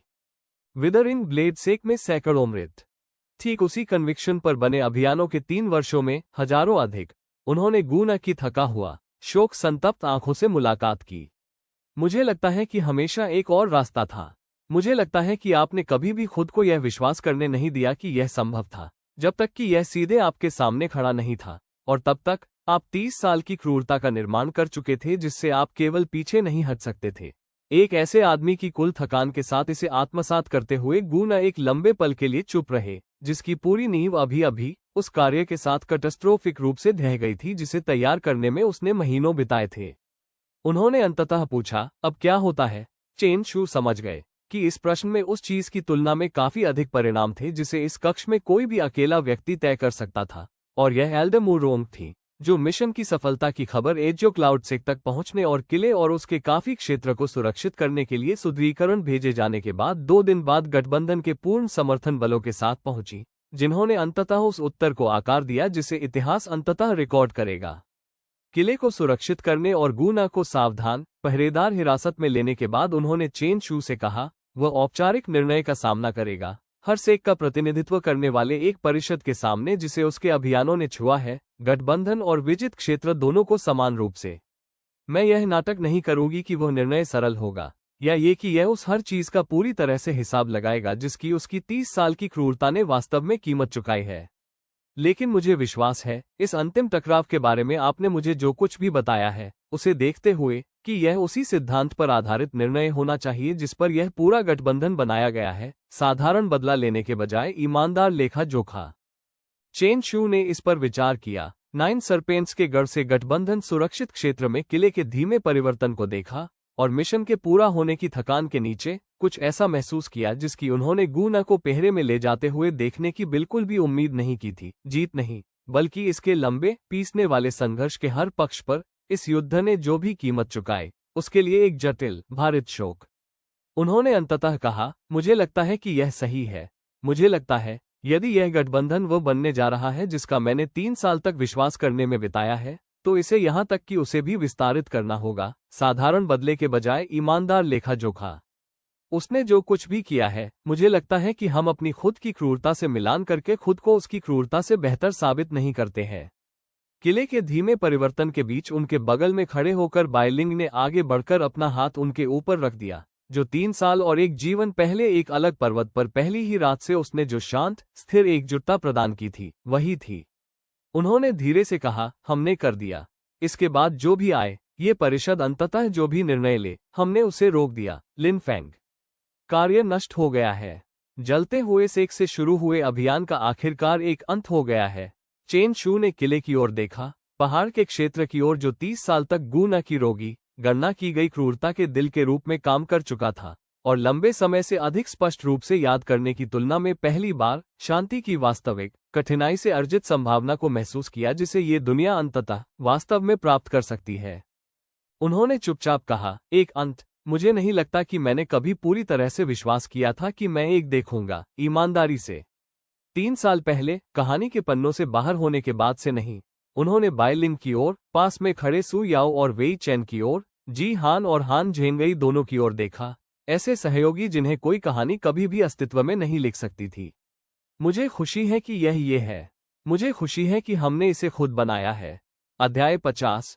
वो वाक्य जो मुझे होना चाहिए था। परिषद 6 सप्ताह बाद एक ऐसे हॉल में एकत्रित हुई जो गू यान के 30 साल के अभियान द्वारा कभी भी छुए गए हर सेक के प्रतिनिधियों को समायोजित करने के लिए पर्याप्त रूप से बड़ा था। गठबंधन के सदस्य और विजित क्षेत्र दोनों पहली बार दुश्मनों या विषयों के रूप में नहीं बल्कि एक ऐसे निर्णय में समान आवाजों के रूप में एकत्रित हुए जो एक आदमी के भाग्य की तुलना में काफी अधिक आकार लेगा। चेन शू एजियो क्लाउड प्रतिनिधिमंडल के बीच बैठे थे, हॉल में लगभग किसी भी अन्य व्यक्ति की तुलना में बेहतर ढंग से यह समझने वाले के विशिष्ट भारित ध्यान के साथ कार्यवाही को सामने आते हुए देख रहे थे कि यह पल वास्तव में कितना प्रतिनिधित्व करता है, न केवल एक अंत बल्कि इस बात का एक वास्तविक परीक्षण कि क्या गठबंधन का संस्थापक सिद्धांत साधारण बदले पर ईमानदार लेखा जोखा 30 साल के संचित शोक और नुकसान के पूर्ण वजन के खिलाफ परीक्षण किए जाने पर वास्तव में टिक सकता है। गवाही में पूरे 3 दिन लगे। विदरिंग ब्लेड सेक के विनाश के सर्वाइवर, हर गठबंधन की लड़ाई में खोए सैनिकों के परिवार, विजित क्षेत्रों के प्रतिनिधि जिन्होंने गूना के सावधान रोगी नियंत्रण के तहत दशकों के शांत पीसने वाले अधीनता का वर्णन किया। चेन शू ने दूसरे दिन गवाही दी। एल्डेमुरोंग से पहली बार सच्चाई कबूल करने की रात से लेकर हर परिषद को उन्होंने जो ईमानदार खाता दिया था वही पेश किया। गूना की क्रूरता को नर्म नहीं करना, इसके द्वारा निकाली गई लागत को माफ नहीं करना, बल्कि लेखा जोखा के साथ साथ उस अंतिम कक्ष में उन्होंने जो वास्तविक जटिल शोक देखा था उसे पेश करना, एक आदमी की 30 साल की दृढ़ कन्विक्शन उस कार्य के साथ ढह रही थी जिसका उसे विश्वास था कि अंततः यह इसे उचित साबित करेगा। सावधान गार्ड के तहत कार्यवाही के दौरान उपस्थित गुना ने खुद को, अपने खुद के विकल्पों और उनके पीछे के तर्क के एक सादे, अटूट खाते से परे कोई बचाव नहीं किया। दया नहीं मांगना, चेन शू ने उन्हें देखते हुए समझा, बल्कि अंततः वही ईमानदार लेखा जोखा पेश किया जिसके चारों ओर गठबंधन ने खुद को बनाया था। अब भी उस लेखा जोखा ने जो कुछ भी खुलासा किया उसके लिए न्याय का सामना करते हुए भी। चौथे दिन दिए गए परिषद के अंतिम निर्णय ने कुछ प्रतिनिधियों द्वारा बहस किए जाने वाले निष्पादन और दूसरों द्वारा प्रस्तावित साधारण कारावास दोनों से बचा लिया। इसके बजाय किसी ऐसी चीज में बस गया जो काफी अधिक जटिल थी, सत्ता या प्रभाव के किसी भी पद से स्थायी निष्कासन, उसके अभियानों के कारण होने वाली विशिष्ट हानियों के हर प्रभावित सेक के सामने औपचारिक स्वीकृति और सावधानीपूर्वक देखरेख के तहत उसकी 30 साल की विजयों ने जिन क्षेत्रों को तबाह कर दिया था, उनके पुनर्निर्माण के लिए जीवन भर की प्रतिबद्धता। परिषद के स्थगित होने और हॉल के खाली होना शुरू होने के बाद एल्डमुरोंग ने चेन शू से कहा, यह किसी भी साधारण अर्थ में न्याय नहीं है। मुझे नहीं लगता कि कोई भी चीज 30 साल की संचित लागत का पूरी तरह से हिसाब लगा सकती है, लेकिन मेरा मानना है कि यह उसी सिद्धांत पर आधारित न्याय है जिसे इस गठबंधन ने हमेशा मूर्त रूप देने की कोशिश की है, क्रूरता के बिना जवाबदेही, बदले के बिना परिणाम। गुना को निष्पादन या साधारण कारावास की ओर नहीं बल्कि उसकी कन्विक्शन की कीमत चुकाने वाले हर चीज के साथ काफी लंबे, कठिन हिसाब की शुरुआत की ओर ले जाते हुए देखते हुए चेन शू ने कहा, मुझे लगता है कि यह सही है। मुझे नहीं पता कि यह उसने जो तोड़ा उसे ठीक करता है या नहीं। मुझे लगता है शायद ये केवल एक ऐसा अंत है जो उसके अपने शोक द्वारा एक बार शुरू किए गए चक्र को दोहराता नहीं है। इसके बाद आने वाले वर्षों ने गठबंधन को एक धीमी, सावधान परिवर्तन के माध्यम से पहुंचाया, एक विशिष्ट, अस्तित्वगत खतरे से बचने के लिए बने एक नाजुक गठबंधन से एक ऐसे क्षेत्र में वास्तविक, स्थायी शासन के करीब किसी चीज में, जिसने गुना की रोगी क्रूरता को अराजकता के अपने एकमात्र विकल्प के रूप में जानने में 3 दशक बिताए थे। किले के पतन के 5 साल बाद चेन शू ने खुद को एक बार फिर प्रशिक्षण यार्ड के किनारे पर खड़े हुए पाया, इस बार एजियो क्लाउडसेक के परिचित मैदान नहीं, बल्कि गठबंधन के सदस्य संप्रदायों द्वारा संयुक्त रूप से निर्मित एक नई अकादमी, जो युवा कल्टीवेटर की एक पीढ़ी को ठीक उन्हीं सिद्धांतों पर प्रशिक्षित करने के लिए समर्पित थी जिन्होंने इस नाजुक गठबंधन को अपने सबसे कठिन परीक्षणों के माध्यम से पार किया था। 8 साल पहले पहाड़ के बाद से हर असंभव रात के माध्यम से उसे ले जाने वाली उसी स्थिर, परिचित उपस्थिति के साथ उनके साथ जुड़ते हुए बायलिंग ने कहा, आज आप शांत रहे हैं। उन्होंने अब अकादमी के वरिष्ठ कॉम्बैट इंस्ट्रक्टर के औपचारिक वस्त्र पहने हुए थे, एक ऐसी भूमिका जिसमें वो हर चीज में आने वाली उसी उग्र, सावधान क्षमता के साथ विकसित हुई थी। चेन शू ने स्वीकार किया, मैं पहाड़ के बारे में सोच रहा हूँ। पहली रात। मैं ऐसा करता रहता हूँ, वर्षगांठ पर, हालांकि मुझे लगता है कि मैंने इसकी सटीक गिनती खो दी है कि यह कौन सा है। वाई-लिंग ने कहा, 8 साल, आग के बाद से। अभी भी समय के एक ऐसे स्पैन के विशिष्ट, भारित आश्चर्य को महसूस करते हुए जिसे चेन शू ने दोहराया, 8 साल, जो अभी भी, कभी कभी, वास्तव में असंभव लगा। मैं उस पहली सुबह यह निश्चित होकर जागा था कि मैं 1 घंटे के भीतर मरने वाला था, किसी और की कहानी में एक वाक्य, ये दिखाने के लिए कि असली खलनायक कितना खतरनाक था। मुझे नहीं लगता कि मैं उस पहली भयानक जो वास्तव में हुआ, उसके किसी भी संस्करण की कल्पना कर सकता था। अकादमी के सबसे कम उम्र के समूह की देखरेख करने अपने कर्तव्यों को पूरा करने के बाद सु याओ ने कुछ मिनट बाद उन्हें वहां पाया। वही उग्र, रोगी समर्पण जो उन्होंने एक बार सेक के अनाथ बच्चों को पढ़ाने के लिए लाया था, अब एक वास्तविक आह्वान में औपचारिक रूप दिया गया था। वेई चैन इसके तुरंत बाद शामिल हो गए। पहाड़ से अब अनिश्चित 16 वर्षीय नहीं बल्कि अपने अधिकार में एक सम्मानित कमांडर थे। अब फॉलिंग रेनसेक के एक हीला से शादी की थी जिसे वो समन्वित रक्षा के गठबंधन के शुरुआती वर्षों के दौरान मिले थे। जी हान और हान झेंगई एक साथ पहुंचे। किले के बाद से वर्षों में उन दोनों ने समानांतर यात्राओं से जाली एक असंभव लेकिन वास्तविक दोस्ती का निर्माण किया था। एक ऐसा आदमी जो एक कहानी की मान्यताओं के 30 साल से दूर चला गया था, और एक ऐसा आदमी जो एक संरक्षक की क्रूरता के 11 साल से दूर चला गया था, एक दूसरे में ठीक उस प्रकार की समझ पाई जिसे दोनों में से किसी ने भी कहीं और पाने की उम्मीद नहीं की थी। प्रशिक्षण यार्ड की कम दीवार पर लंबे समय से परिचित के आसान आराम के साथ बसते हुए वेई चैन ने बाय-लिंग की पिछली गिनती को प्रतिध्वनित करते हुए कहा, 8 साल, मैं अभी भी कभी कभी उस पहली रात के बारे में सोचता हूँ। आप अंधेरे में मेरे कंधे को पकड़ते हुए मुझे बताते हैं कि प्रशिक्षण के मैदान एक जाल थे। चेन शू ने कहा, मैं अभी भी उस पहाड़ से उतरने वाले हम 6 लोगों के बारे में सोचता हूँ। ये कितना असंभव लगा, और कैसे ये बाकी सब चीजों की नींव बन गया। उन्होंने एकत्रित मित्रों के चारों ओर देखा। 8 साल के असंभव विकल्पों, कठिनाई से अर्जित विश्वास और केवल ईमानदार बातचीत और एक कहानी को ये तय करने से इनकार करने से बने एक गठबंधन से चिन्हित चेहरों पर देखा कि किसे मायने रखने का अधिकार है। मैं कुछ दिनों के बारे में सोचता रहता हूं कि मैं उस पहली रात वास्तव में क्या था। एक वाक्य, किसी और के खतरे को प्रदर्शित करने के लिए, दृश्य समाप्त होते ही भुला दिए जाने के लिए। सू याओ ने साधारण रूप से कहा, अब आप वह नहीं है। आप बहुत लंबे समय से नहीं रहे हैं। 8 साल के संचित विकल्पों के पूर्ण बसे हुए वजन को महसूस करते हुए चेन शू ने सहमति व्यक्त करते हुए कहा, नहीं, जिनमें से प्रत्येक ने जानबूझकर पिछले पर निर्माण किया, किसी ऐसी चीज में जिसे किसी कहानी ने कभी नहीं लिखा था और किसी भी भाग्य ने कभी गारंटी नहीं दी थी। मैं नहीं हूं। मुझे लगता है कि यह वास्तव में इसका पूरा हिस्सा है, एक ऐसे प्रश्न का पूरा उत्तर जिसे मैं भी नहीं जानता था कि मैं पूछ रहा था। पहाड़ पर वो पहली रात। मुझे रहने के लिए कोई बेहतर कहानी नहीं दी गई थी। मैंने बस एक समय में एक असंभव विकल्प, खुद के बारे में लिखने लायक कोई बनने का फैसला किया। वे प्रशिक्षण यार्ड की फीकी पड़ती दोपहर की रोशनी में एक साथ बैठे। 6 लोग जल्द ही उसके बाद के वर्षों में काफी अधिक लोगों द्वारा शामिल हो गए, क्योंकि गठबंधन कुछ वास्तव में स्थायी चीज में विकसित हुआ, जो किसी भी एक व्यक्ति की कहानी को पछाड़ने के लिए बनाया गया था, जिन्होंने प्रत्येक ने अपने तरीके से एक ऐसी दुनिया के अंत को अस्वीकार कर दिया था जिसके बिना वे एक बार अनिवार्य था। वो पहाड़ जो अपने सबसे बुरे दिन पर हर चीज के अंत की तरह प्रतीत होता था, इसके बजाय केवल एक ऐसी कहानी की शुरुआत बन गया था जिसे लिखने की उम्मीद उनमें से किसी ने भी नहीं की थी। एक साथ, एक समय में एक ईमानदार विकल्प। अध्याय 51। इतिहासकार वो पत्र जिसने अंततः गठबंधन की शांत, कठिनाई से अर्जित शांति के दशक को नए सिरे से आकार दिया। एक साधारण सुबह को पहुंचा, जो एल्डेमुरोंग या किसी औपचारिक परिषद को संबोधित नहीं था, बल्कि सीधे चेन शू को संबोधित था। एक ऐसे हस्तलेखन में जिसे वह नहीं पहचानते थे, और एक ऐसी मुहर के साथ जो एक ऐसी संस्था से संबंधित थी जिसके बारे में उन्होंने कभी नहीं सुना था। महाद्वीपीय खेती इतिहास अभिलेखागार, continental archive of cultivation history, letterhead के अनुसार, एक दूर के राजधानी शहर में स्थित था, जिसका दौरा चेन शू ने गठबंधन के शुरुआती कूटनीतिक सर्किट के दौरान केवल एक बार वर्षों पहले किया था। लिन फेंग, इसने औपचारिक लेकिन रुखा नहीं शुरुआत की। मैं महाद्वीपीय अभिलेखागार के वरिष्ठ इतिहासकार के रूप में आपको लिखता हूं, जिसे अब प्रांतों भर में आमतौर पर गठबंधन युद्ध के रूप में संदर्भित संघर्ष का एक आधिकारिक रिकॉर्ड संकलित करने का काम सौंपा गया है।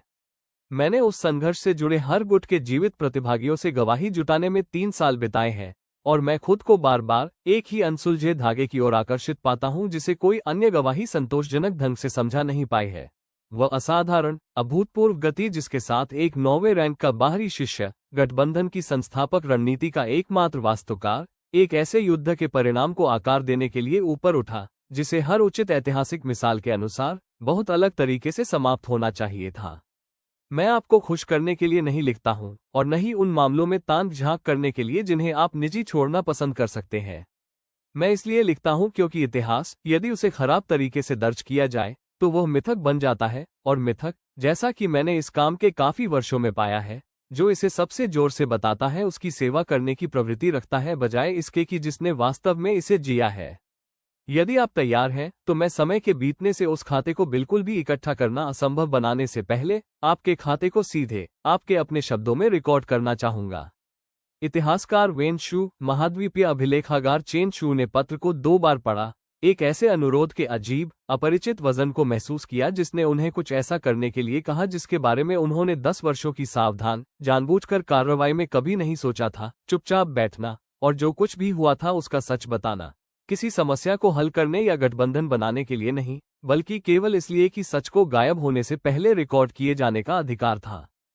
उस शाम, उन्होंने उस छोटे, आरामदायक घर में जो उन्होंने 3 साल पहले अकादमी के मैदानों पर एक साथ बनाया था, वायलिन को पत्र पहुंचाया, और 10 साल और एक जीवन को उन चौकस युवा शिष्यों से दूर, जिन्होंने चांदनी पगडंडी पर पहली बार उनसे सवाल किया था, उसे उसी सावधान, आकलन करने वाले ध्यान के साथ पढ़ते हुए देखा, जो वो अभी भी किसी भी वास्तविक परिणामी चीज के लिए लाती थी। इसे पढ़ना समाप्त करने के बाद, यह एक सवाल नहीं था, उसने कहा, आप इस पर विचार कर रहे हैं। चेन शू ने स्वीकार किया, मुझे नहीं पता। मैंने 10 साल इस बात को लेकर सावधान रहने में बिताए हैं कि मैं वास्तविक सच्चाई का कितना हिस्सा साझा करता हूं, और किसके साथ। पुनर्जन्म, वो पूर्व ज्ञान जो नदी के मुहाने पर समाप्त हो गया, ये सब। मैंने एल्डर रोम को और आपको और अंततः अन्य लोगों को एक समय में एक जैसे जैसे विश्वास बनाया गया और परिस्थितियों की मांग की गई, ये बताया है। मैंने कभी भी एक अजनबी को ये बताने के बारे में नहीं सोचा है, इस स्पष्ट उद्देश्य के लिए कि इसे स्थायी रूप से लिखा जाए ताकि कोई भी इसे पढ़ सके। बाय लिंग ने पूछा, क्या आप इस बात से डरते हैं कि यदि लोग जान जाएं तो क्या होगा? ये कि आप केवल प्रतिभाशाली या धन्य नहीं थे, या जो कुछ भी गठबंधन ने इन सभी वर्षों में आमतौर पर मान लिया है, बल्कि लोगों द्वारा तय किए गए किसी भी स्पष्टीकरण से काफी अधिक अजीब है। उस पहली भयानक रात उनके साथ जो हुआ था, उसके सटीक स्वभाव के बारे में 10 वर्षों की सावधान, जानबूझकर गोपनीयता पर विचार करते हुए चेन शू ने ईमानदारी से सवाल पर विचार किया। अंततः उन्होंने कहा, शायद मैं किसी और चीज से डरता हूं। मैंने 10 साल एक ऐसा जीवन बनाने में बिताया है जो पूरी तरह से मेरा अपना है, विकल्प दर विकल्प, उस कहानी से अलग जिसे मैं एक बार याद करता था।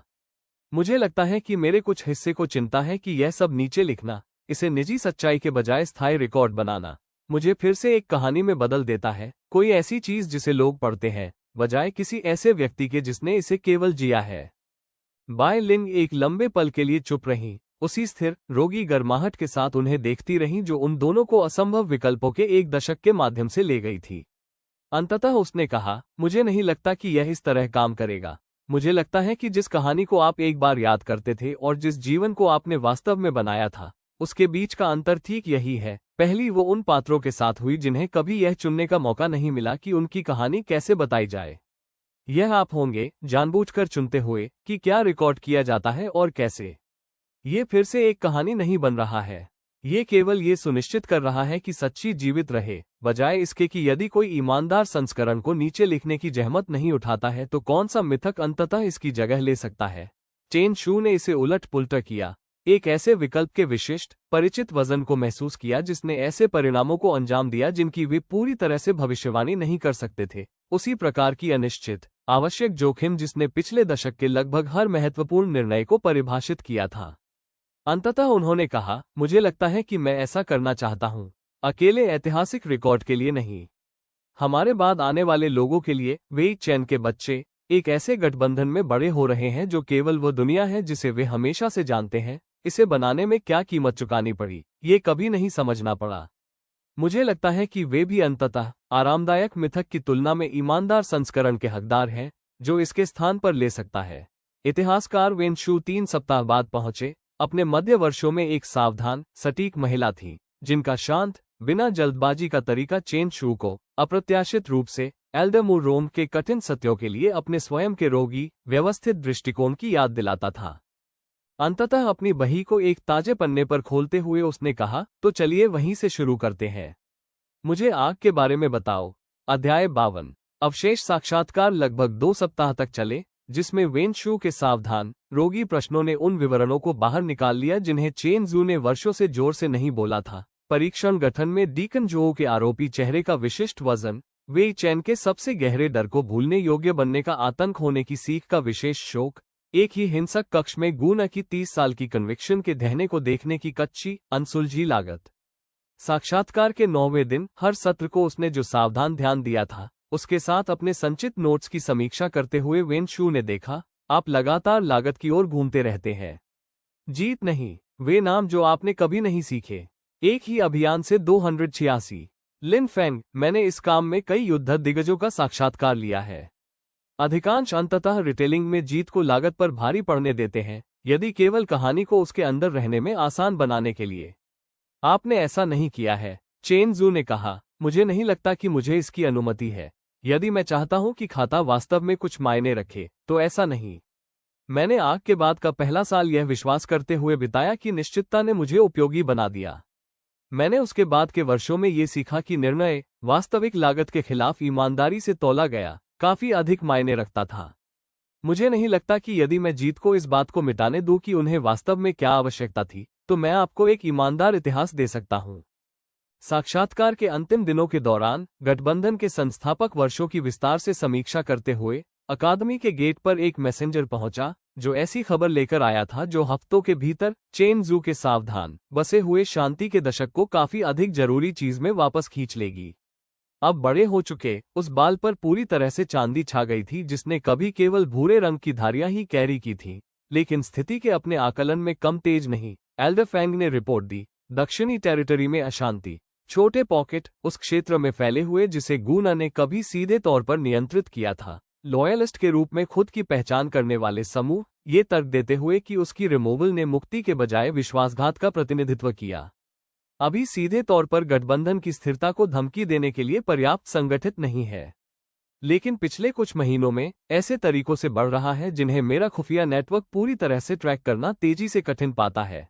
चेन जू ने एक खतरे के पुराने परिचित वजन को खुद को फिर से स्थापित करते हुए महसूस किया, एल्डर फैंग द्वारा रिपोर्ट समाप्त करने से पहले ही, ये समझते हुए कि इस विशेष खतरे का आकार क्या था। उन्होंने धीरे से कहा, वे मानते हैं कि वह सही था, ये कि केंद्रीकृत भारी ताकत अराजकता का एकमात्र वास्तविक विकल्प थी, और यह कि उसे हटाने से इस क्षेत्र को ठीक उसी फ्रैक्चर वल्नरेबिलिटी पर लौटा दिया गया जिसे रोकने में उसने 30 साल बिताए। एल्डर फैंग ने पुष्टि करते हुए कहा, मेरा आकलन भी यही है, और लिन फैंग, मैं स्वीकार करता हूं, मुझे विश्वास नहीं है कि इस गठबंधन ने उस तर्क का पूरी तरह से उत्तर दिया है। किले के पतन से एक दशक दूर होने पर भी हमने साबित कर दिया कि सहयोग गुना के विशिष्ट अभियान के खिलाफ टिक सकता है। हमने अभी तक ये साबित नहीं किया है कि यह अनिश्चित काल तक टिकता है, आत्मसंतोष और बदलते हित के धीमे, शांत क्षरण के खिलाफ जो शांति अपने आप में अंततः पैदा करती है। चेन जू ने गठबंधन के सबसे कठिन काम को कभी भी वास्तविक रूप से समाप्त न होने की समझ के विशेष, सोबरिंग वजन के साथ इस पर विचार किया। एक एकल निर्णायक युद्ध नहीं जीता और तय किया गया, बल्कि एक चल रही, पीढ़ीगत परियोजना जिसे पूरी तरह से बचाव की आवश्यकता होगी, ईमानदारी से और लगातार, ठीक उसी प्रकार के शांत संदेह के खिलाफ जो दशकों पहले एक ग्रीविंग युवा को आश्वस्त कर चुका था कि केवल क्रूरता ही आपदा को रोक सकती है। उस शाम उन्होंने वेन शू के पास खबर पहुंचाई, ये साझा करते हुए भी समझा कि समय में एक अजीब, भारित समरूपता थी जिसके साथ उसने 2 सप्ताह सावधानी से रिकॉर्ड करने में बिताए थे। एक बार जब उन्होंने एल्डर फैंग की रिपोर्ट को पूरी तरह से सामने रख दिया, तो उसने कहा, आप चिंतित हैं कि यह उसी युद्ध का अगला अध्याय बन जाता है। चेन जू ने स्वीकार करते हुए कहा, मुझे चिंता है कि यह पूरी तरह से एक अलग प्रकार का युद्ध बन जाता है। गुना का अभियान बिखरे हुए, कमजोर लक्ष्यों के खिलाफ लागू भारी बल पर बनाया गया था। ये लॉयलिस्ट अशांति उस टेरिटरी में धीरे धीरे बढ़ रही है जिसने केंद्रीकृत शक्ति में विश्वास करने में 30 साल बिताए हैं। ये कन्विक्शन पर बनाया गया है, वही कन्विक्शन जिसने खुद गुना को प्रेरित किया, बस अब एक अकेले कमांडर के निर्णय से प्रतिनिधित्व करने की तुलना में काफी अधिक लोगों में वितरित किया गया है। वेन शू ने पूछा, आप कन्विक्शन से कैसे लड़ते हैं, उस तरह जैसे आप एक बार सेना और गठन से लड़े थे? चेन जू ने एक दशक के कठिनाई से अर्जित अनुभव से सब कुछ आकर्षित करते हुए सवाल पर सावधानी से विचार किया। हान झेंगई का वफादार कमांडर से भरोसेमंद सहयोगी तक का धीमा, वास्तविक परिवर्तन, गठबंधन कूटनीति का रोगी काम जिसने सतर्क तटस्थ संप्रदायों को वास्तविक भागीदारों में बदल दिया था। विशेष, चल रही समझ की विश्वास, एक बार टूट जाने पर, किसी भी एकल लड़ाई की तुलना में पुनर्निर्माण के लिए काफी अधिक रोगी काम की आवश्यकता होती है। अंततः उन्होंने कहा, उसी तरह जैसे मैं इस दुनिया द्वारा मुझसे मांगे गए हर दूसरे खतरे से लड़ा हूं, ईमानदारी से और धैर्यपूर्वक, और विकल्प को बल के माध्यम से हराने के बजाय वास्तव में कुछ ऐसा बनाकर जिस पर विश्वास करने लायक हो। गठबंधन के अगले अध्याय की इस नई खतरे से क्या मांग करने की संभावना थी, इसे बढ़ती स्पष्टता के साथ समझते हुए उन्होंने उसकी आंखों से मुलाकात की। मुझे लगता है कि यह अधिक कठिन युद्ध हो सकता है, ईमानदारी से, रणनीति और गठन नहीं, बस ये साबित करने का धीमा, बिना चमक दमक वाला काम, पीढ़ी दर पीढ़ी, कि सहयोग वास्तव में विकल्प से बेहतर है, एक एकल निर्णायक जीत के माध्यम से नहीं, बल्कि 1000 छोटे, ईमानदार विकल्पों के संचित वजन के माध्यम से, जो इतनी लगातार बनाए गए हैं कि अंततः कन्विक्शन अपने आप बदल जाती है। वेन शू ने एक लंबे पल के लिए उसका अध्ययन किया, उनके इतिहासकार की सावधान संयमता के पीछे कुछ विचारशील आगे बढ़ रहा था। अंततः उसने कहा, मुझे लगता है कि यह खाता जिसे मैंने रिकॉर्ड करने में 2 सप्ताह बिताए हैं, उसे मूल रूप से लिखने की उम्मीद की तुलना में एक अलग अंत की आवश्यकता हो सकती है। चेन जू ने पूछा, किस प्रकार का अंत? वेन शू ने कहा, बिल्कुल अंत नहीं। मुझे लगता है, आपको ये खबर मिलते हुए देखकर, मैं अब समझती हूँ कि मैं जिस कहानी को रिकॉर्ड कर रही थी, वह वास्तव में 10 साल पहले उस किले में कभी समाप्त नहीं हुई थी। मुझे लगता है कि यह बस जारी है, उसी तरह जैसे ये स्पष्ट रूप से रही है, एक समय में एक ईमानदार अध्याय, उस बहुत पहली रात से जब आप एक जलते हुए पहाड़ पर एक अजनबी के शरीर में जागे थे, अपनी बही को बंद करते हुए, उनकी सावधान, पेशेवर अभिव्यक्ति में वास्तविक सम्मान जैसी कुछ बात बस गई। लिन फेंग, यदि आप तैयार हैं, तो मैं इस खाते को जारी रखना चाहूंगी। एक पूर्ण इतिहास के रूप में नहीं, एक चल रहे इतिहास के रूप में, जैसे ये होता है वैसे रिकॉर्ड किया जाता है, बजाय इसके कि बाद में इसका पुनर्निर्माण किया जाए। चेन जू ने एक ऐसे विकल्प के विशिष्ट, बसने वाले वजन को महसूस किया, जिसने एक बार फिर ऐसे परिणामों को अंजाम दिया जिनकी वे पूरी तरह से भविष्यवाणी नहीं कर सकते थे, और एक दशक के असंभव विकल्पों द्वारा सिखाई गई हर चीज के खिलाफ इस पर विचार करते हुए पाया कि उत्तर उसी स्पष्ट, ग्राउंडेड निश्चितता के साथ आया जिसने आग के बाद से लगभग हर महत्वपूर्ण निर्णय का मार्गदर्शन किया था। उन्होंने कहा, मुझे लगता है कि मैं ऐसा चाहूंगा। मुझे लगता है, यदि यह वास्तव में उसी लंबे काम का एक और अध्याय है, तो यह इससे पहले आने वाली हर चीज की तरह ही ईमानदार लेखा जोखा का हकदार है। अध्याय 53। किले से एक नाम परिषद एक सप्ताह के भीतर एकत्रित हुई, और एल्डर रोम, जो अब अधिक उम्र की थी, उनके बाल पूरी तरह से सफेद हो गए थे, लेकिन उनका दिमाग उतना ही तेज था जितना उस दिन था जब उन्होंने पहली बार अपने अध्ययन में एक असंभव इकबालिया बयान पर विश्वास किया था, द्वारा प्रस्तुत खुफिया जानकारी ने लॉयलिस्ट अशांति को एक अस्पष्ट, वितरित चिंता से काफी अधिक ठोस चीज में बदल दिया। उन्होंने महीनों की सावधान जांच के दौरान एकत्रित रिपोर्टों को सामने रखते हुए कहा, इस आंदोलन के केंद्र में एक नाम उभर रहा है। एक महिला जो खुद को केवल स्टीवर्ड कहती है, उसी दक्षिणी टेरिटरी से बाहर काम कर रही है जिसे गुयान ने कभी सीधे तौर पर नियंत्रित किया था।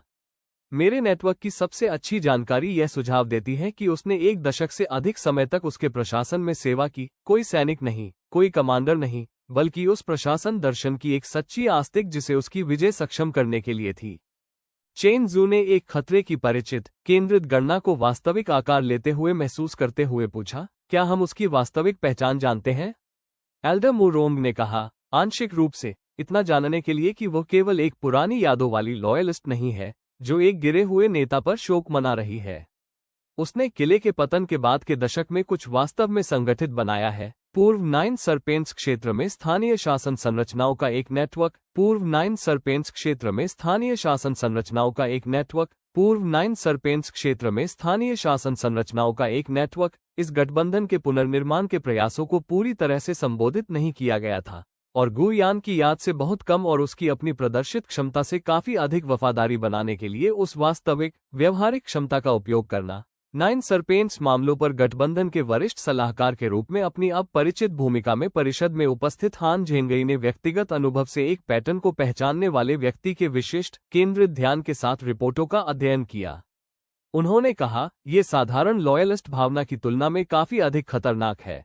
गुना ने भारी बल के माध्यम से अपनी विजय का निर्माण किया। यदि यह स्टीवर्ड इसके बजाय वास्तविक, सक्षम शासन का निर्माण कर रही है, तो उन अंतरालों को भर रही है जिन्हें इस गठबंधन ने जाहिरा तौर पर अनसुलझा छोड़ दिया है, तो वो केवल उसकी याद को संरक्षित नहीं कर रही है, वो वहां सफल हो रही है जहां हमारे अपने पुनर्निर्माण के प्रयास चुपचाप विफल हो गए हैं। कमरे ने अपनी ही सीमाओं के बारे में एक असहज सच्चाई का सामना करने वाली परिषद के विशिष्ट, शांत वजन के साथ इसे आत्मसात किया। एल्डर फेंग ने पूछा, क्या आप ये सुझाव दे रहे हैं कि इस गठबंधन की इस आंदोलन के विकास में कुछ जिम्मेदारी है? बिना किसी हिचकिचाहट के हान झेंगई ने कहा, मैं बिल्कुल यही सुझाव दे रहा हूं। मैंने 9 सरपेंस मामलों पर इस गठबंधन को सलाह देने में 10 साल बिताए हैं, और मैं स्वीकार करता हूं, इन रिपोर्टों को देखते हुए, कि मेरा मानना है कि पूर्व विजित क्षेत्रों में हमारे पुनर्निर्माण के प्रयास गठबंधन के संस्थापक सिद्धांतों की तुलना में काफी अधिक दूर और औपचारिक हो गए हैं। हमने गुना की क्रूरता को हराया। मुझे नहीं लगता कि हमने पूरी तरह से उस चीज को बदल दिया है जो कार्यात्मक शासन, जिसकी नींव कितनी भी क्रूर क्यों न हो, उसके प्रशासन ने वास्तव में उन क्षेत्रों को 30 वर्षों तक प्रदान किया था। चेन जू ने इस भूमि के वजन को एक सच्चाई की विशिष्ट, असहज स्पष्टता के साथ महसूस किया जिसे उन्होंने समझा। इसे सुनते हुए भी उन्हें काफी पहले पहचान लेना चाहिए था। उन्होंने धीरे से कहा, वो सही है। मुझे लगता है कि हमने युद्ध जीत लिया, और फिर शांति को ऐसे तरीकों से आरामदायक होने दिया जिससे वास्तविक जरूरत अनसुनी रह गई। ये ठीक उसी प्रकार की आत्मसंतोष है जिसके बारे में एल्डर फेंग ने महीनों पहले चेतावनी दी थी। कोई एकल निर्णायक विफलता नहीं, बल्कि इस गठबंधन ने जो वादा किया था और इसने वास्तव में जो वितरित किया है, उसके बीच एक धीमी, संचित दूरी। एल्डर रोंग ने पूछा, तब आप क्या प्रस्ताव रखते हैं? हालांकि उनकी टोन में एक ऐसे व्यक्ति की विशिष्ट गुणवत्ता थी जिसने पहले ही अपने उत्तर के आकार का अनुमान लगा लिया था। चेन जू ने कहा, मुझे लगता है कि हमें वहां जाने की आवश्यकता है, सैनिकों के साथ नहीं, गठबंधन के अधिकार को फिर से स्थापित करने के लिए डिजाइन किए गए औपचारिक प्रतिनिधिमंडल के साथ नहीं। मुझे लगता है कि हमें उसी तरह जाने की आवश्यकता है जैसे हमने इस गठबंधन को पहली बार बनाया था, सावधानी से, ईमानदारी से घोषित करने की तुलना में अधिक सुनना, ये समझना कि इस स्टीवर्ड ने किन अंतरालों को भरा है जिन्हें हमें खुद भरना चाहिए था। उन्होंने परिषद के चारों ओर देखा, एक दशक के कठिनाई से अर्जित विश्वास और साझा उद्देश्य से चिन्हित चेहरों पर देखा। और मुझे लगता है यदि हम इसे ईमानदारी से संबोधित करने का कोई वास्तविक मौका चाहते हैं तो मुझे वास्तव में उससे मिलने की आवश्यकता है। हराने के लिए दुश्मन के रूप में नहीं, किसी ऐसे व्यक्ति के रूप में जिसने जाहिरा तौर पर कुछ वास्तविक माप में सफलता प्राप्त की है जहां ये गठबंधन चुपचाप विफल हो गया है। 3 सप्ताह बाद एक छोटे, जानबूझकर मामूली प्रतिनिधिमंडल, चेन जू, बाइलिंग, हां झेंगई और औपचारिक राजनीतिक रंगमंच के बजाय वास्तविक, ईमानदार आकलन का काम सौंपे गए गठबंधन प्रशासकों की एक मुट्ठी भर के साथ किए गए पूर्व 9 सरपेंस क्षेत्र की यात्रा ने सावधान अवलोकन के पहले दिनों के भीतर ये प्रकट कर दिया कि हान झेंगई के असहज आकलन ने वास्तव में कितना सच बताया था। जिन गांवों को गठबंधन के पुनर्निर्माण का समर्थन मिलना चाहिए था, उन्होंने इसके बजाय स्थानीय स्वतंत्र संगठन के स्पष्ट संकेत दिखाए। मामूली लेकिन कार्यात्मक बुनियादी ढांचा, कृषि सहयोग संरचनाएं जो चेन जू को उनका अवलोकन करते हुए समझ में आई, साधारण जमीनी स्तर के अस्तित्व के बजाय जानबूझकर सक्षम प्रशासन के अचूक चिन्ह को वहन करती थी। क्षेत्र के माध्यम से सावधान यात्रा के तीसरे दिन गांव के लोगों को एक तय, कार्यात्मक आत्मविश्वास के साथ दैनिक रूटीन में जाते हुए देखते हुए बाइलिंग ने देखा, जिन्होंने इस बारे में अपनी खुद की कहानी बताई कि वे वास्तव में किस पर भरोसा करने आए थे। उसने कुछ वास्तविक बनाया है, गुना की याद नहीं, उसकी अपनी वास्तविक क्षमता। चेन जू ने कहा, जो इसे साधारण लॉयलिस्ट प्रचार की तुलना में संबोधित करना काफी अधिक कठिन बनाता है। यदि हम कुछ बेहतर प्रदान करने का दावा करते हुए आते हैं और इन गांवों ने हमारे बिना पहले ही कार्यात्मक, प्रभावी शासन का निर्माण कर लिया है, तो हम एक झूठी कथा को हरा नहीं रहे हैं। हम एक वास्तविक, प्रदर्शित विकल्प के खिलाफ प्रतिस्पर्धा कर रहे हैं। उन्होंने छठे दिन क्षेत्र के सबसे बड़े शेष निपटान में एक मामूली प्रशासनिक भवन में स्टीवर्ड को खुद पाया, मध्य वर्षों की एक महिला, तेज आंखों वाली और सावधानी से रचित, जिसने उनके अघोषित आगमन को एक नियंत्रित, पहरेदार शिष्टाचार के साथ प्राप्त किया जिसने चेन जू को असहज रूप से इतने साल पहले एल्डरमो रोम के अपने सावधान पेशेवर आकलन की याद दिला दी। औपचारिकताएं बस जाने के बाद उसने कहा, लिन फैंग, मैं स्वीकार करता हूं, मुझे आश्चर्य था कि एक बार जब आपके खुफिया नेटवर्क ने आखिरकार इससे जुड़े मेरे नाम की पहचान कर ली, तो गठबंधन को यहां जो कुछ भी बनाया गया है उसे नोटिस करने में कितना समय लगेगा। उसने इतने साल पहले गुना के अपने सावधान आकलन से एक अजीब, असहज झटके के साथ याद आने वाले उसी बिना जल्दबाजी के सूची बनाने वाले धैर्य के साथ उसका अध्ययन किया। मैंने उसके प्रशासन में, उसके सैन्य अभियानों में नहीं, 12 वर्षों तक गुना की सेवा की। मैंने देखा कि उन क्षेत्रों में वास्तव में क्या हुआ था जिन्हें उसने जीता था, केवल क्रूरता नहीं। हालांकि मैं यह नाटक नहीं करूंगा कि वह वास्तविक नहीं था। वास्तविक शासन, सक्षम और कार्यात्मक, जो इन लोगों ने कभी भी बिखरे हुए स्वहित संप्रदायों से अनुभव नहीं किया था जिन्होंने उसकी विजय से पहले इस क्षेत्र पर शासन किया था। स्थिर, आकलन करने वाली नजर से मिलते हुए चेन जू ने सावधानी से कहा, और आप विश्वास करती हैं कि उस शासन ने इसे प्राप्त करने की लागत को उचित ठहराया। ये बातचीत इस बात की संभावना है कि गठबंधन के अगले अध्याय को इस किले के पतन के बाद से मेरे द्वारा नेविगेट किए गए किसी भी चीज की तुलना में महत्वपूर्ण रूप से आकार दिया जाए। स्टीवर्ड ने कहा, मेरा मानना है कि यह आपके गठबंधन की संस्थापक कथा या मेरी अपनी पूर्व निष्ठा दोनों की तुलना में काफी अधिक जटिल है। मैंने उसके पतन के बाद से 10 साल इस गठबंधन के वादे के पुनर्निर्माण को इन क्षेत्रों में धीरे धीरे और असमान रूप से आते हुए देखने में बिताए हैं, जबकि जो लोग कभी कार्यात्मक प्रशासन पर निर्भर थे, उन्हें इसके बीच में खुद इसे फिर से बनाने के लिए छोड़ दिया गया था। लिन फैंग, मैंने गुना की याद का सम्मान करने के लिए यह नेटवर्क नहीं बनाया। मैंने इसे इसलिए बनाया क्योंकि इन लोगों को किसी कार्यात्मक चीज की आवश्यकता थी, और आपका गठबंधन अपने सभी वास्तविक, ईमानदार सिद्धांतों के बावजूद इसे पर्याप्त तेजी से प्रदान नहीं कर रहा था। चेन जू ने एक आरोप के विशेष, शांत वजन के साथ इसे आत्मसात किया जिसे उन्होंने समझा, असहज रूप से, काफी सच था, और इस मामूली प्रशासनिक भवन में खड़े होकर एक ऐसी बातचीत के विशिष्ट, परिचित स्पष्टता को महसूस किया जो पिछले दशक के लगभग हर महत्वपूर्ण मोड़ को परिभाषित करने वाले ईमानदार हिसाब के प्रकार की मांग करेगी। अंततः उन्होंने कहा, तब मुझे लगता है, हमारे पास यहां आने की उम्मीद की तुलना में चर्चा करने के लिए काफी अधिक है। लॉयलिस्ट्स और गठबंधन के बीच टकराव नहीं। इस गठबंधन के सिद्धांतों और इसके वास्तविक अभ्यास के बीच कहाँ अंतर आ गया है, इसका एक वास्तविक लेखा जोखा, और इसके बजाय हम इसके बजाय क्या बना सकते हैं एक साथ, यदि आप इस पर विचार करने के लिए तैयार हैं। अध्याय 54। गठबंधन क्या भूल गया। स्टीवर्ट के साथ बातचीत, जिनका पूरा नाम चेन शू को आने वाले दिनों में पता चला मेंग शियू मेंगजू था, जिसका औपचारिक शीर्षक एक दशक में किसी भी जानबूझकर किए गए छिपाव की तुलना में वास्तविक पहचान के करीब कुछ बन गया था, ने एक सप्ताह का अधिकांश समय ले लिया, जो किसी एक निर्णायक बातचीत के रूप में सामने नहीं आया बल्कि दोनों पक्षों पर ईमानदार लेखा जोखा के एक सावधान रोगी संचय के रूप में सामने आया। सावधान चर्चा के तीसरे दिन उन दोनों का एक ऐसे गांव से गुजरते हुए चलना जिसका कार्यात्मक अच्छी तरह से संगठित बुनियादी ढांचा यहां वास्तव में क्या बनाया गया था, उसके बारे में अपनी खुद की शांत कहानी बता रहा था। चेन शू ने उससे कहा, मैं स्पष्ट रूप से कुछ समझना चाहता हूं। आपने कहा था कि इस गठबंधन के पुनर्निर्माण के प्रयास धीरे धीरे और असमान रूप से पहुंचे। मैं विशिष्टताएं चाहता हूं, सामान्य आरोप नहीं। सटीक रूप से हमने इन लोगों को कहां निराश किया। मेंग शियू ने उसी सावधान व्यवस्थित ध्यान के साथ प्रश्न पर विचार किया जिसे वो हर चीज में लाती थी, और चेन शू ने उसे देखते हुए समझ लिया कि उसकी शासन व्यवस्था इतनी प्रभावी क्यों साबित हुई थी। केवल सक्षम प्रशासन नहीं, बल्कि विशिष्ट ठोस जरूरत के प्रति वास्तविक रोगी ध्यान। उसने कहा, किले के पतन के 18 महीने बाद औपचारिक गठबंधन का समर्थन यहां पहुंचा। 18 महीने, जिसके दौरान इन गांवों के पास कोई कार्यात्मक प्रशासन बिल्कुल नहीं था, कोई समन्वित कृषि नियोजन नहीं, व्यक्तिगत ग्राम बुजुर्ग जो कुछ भी स्थानीय अधिकार सुधार सकते थे उसके अलावा कोई विवाद समाधान नहीं, कभी कभी होने वाली औपचारिक कूटनीतिक यात्राओं के अलावा व्यापक गठबंधन टेरिटरी से कोई सार्थक संबंध नहीं जो उन्होंने वितरित किए जाने की तुलना में काफी अधिक वादा किया था। उसने अपने चारों ओर के गांव की ओर इशारा किया। मैंने इसे उन 18 महीनों में बनाया क्योंकि इसका विकल्प उन लोगों को देखना था जिन्हें मैंने गुयान के शासन के तहत 12 वर्षों तक प्रशासित करने में बिताया था। वे ठीक उसी अराजकता में गिर रहे थे जिसे उसने हमेशा दावा किया था कि केवल केंद्रीकृत बल ही रोक सकता है। मैंने इसे उसकी याद का सम्मान करने के लिए नहीं बनाया। मैंने इसे इसलिए बनाया क्योंकि मैं 12 वर्षों के वास्तविक प्रशासनिक अनुभव से समझती थी कि इन लोगों को वास्तव में किस चीज की आवश्यकता थी, और आपका गठबंधन अपने सभी ईमानदार सिद्धांतों के बावजूद इसे इतनी तेजी से प्रदान नहीं कर रहा था जो मायने रखता।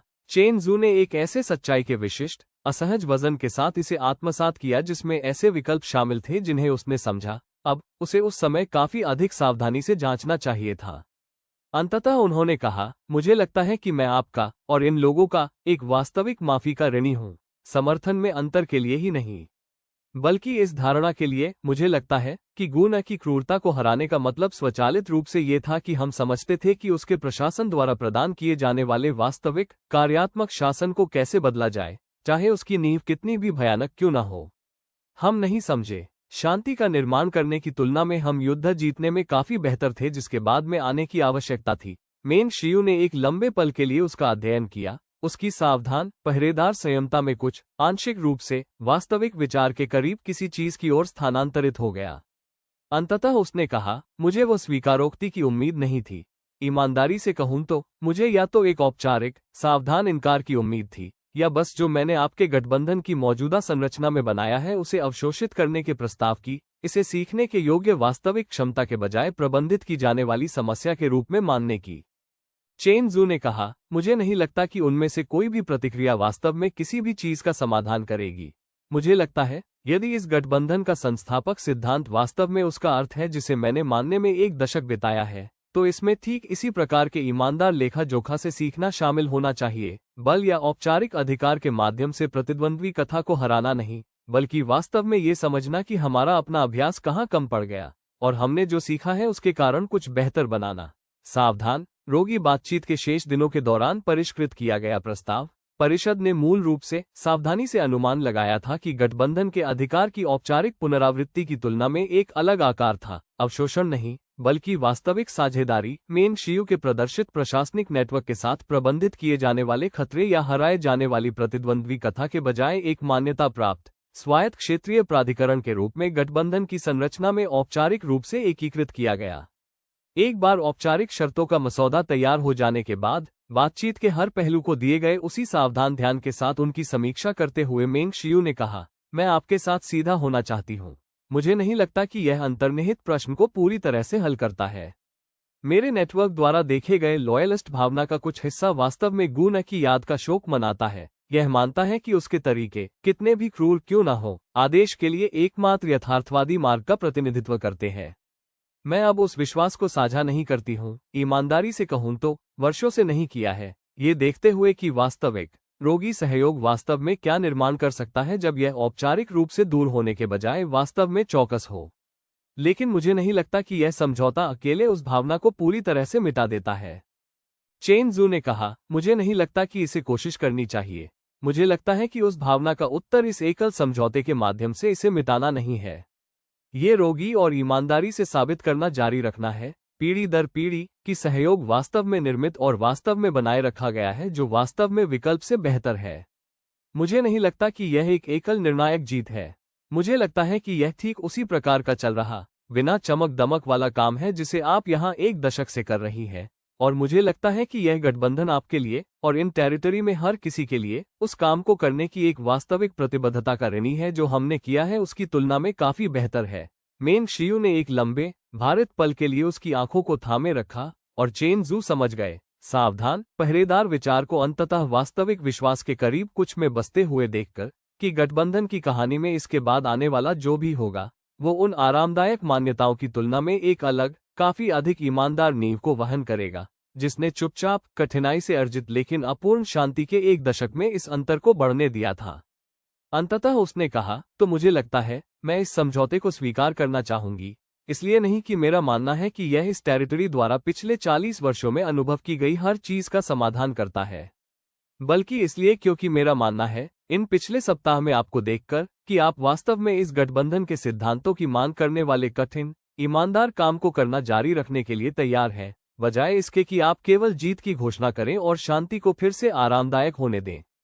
उस शाम अंतिम प्रकाश विफल होने पर गांव के माध्यम से एक साथ चलते हुए वाई लिंग पिछले दशक के हर महत्वपूर्ण मोड़ के माध्यम से उसे ले जाने वाली उसी शांत स्थिर संगीता के साथ चेन जू के बगल में कदम से कदम मिलाकर चली।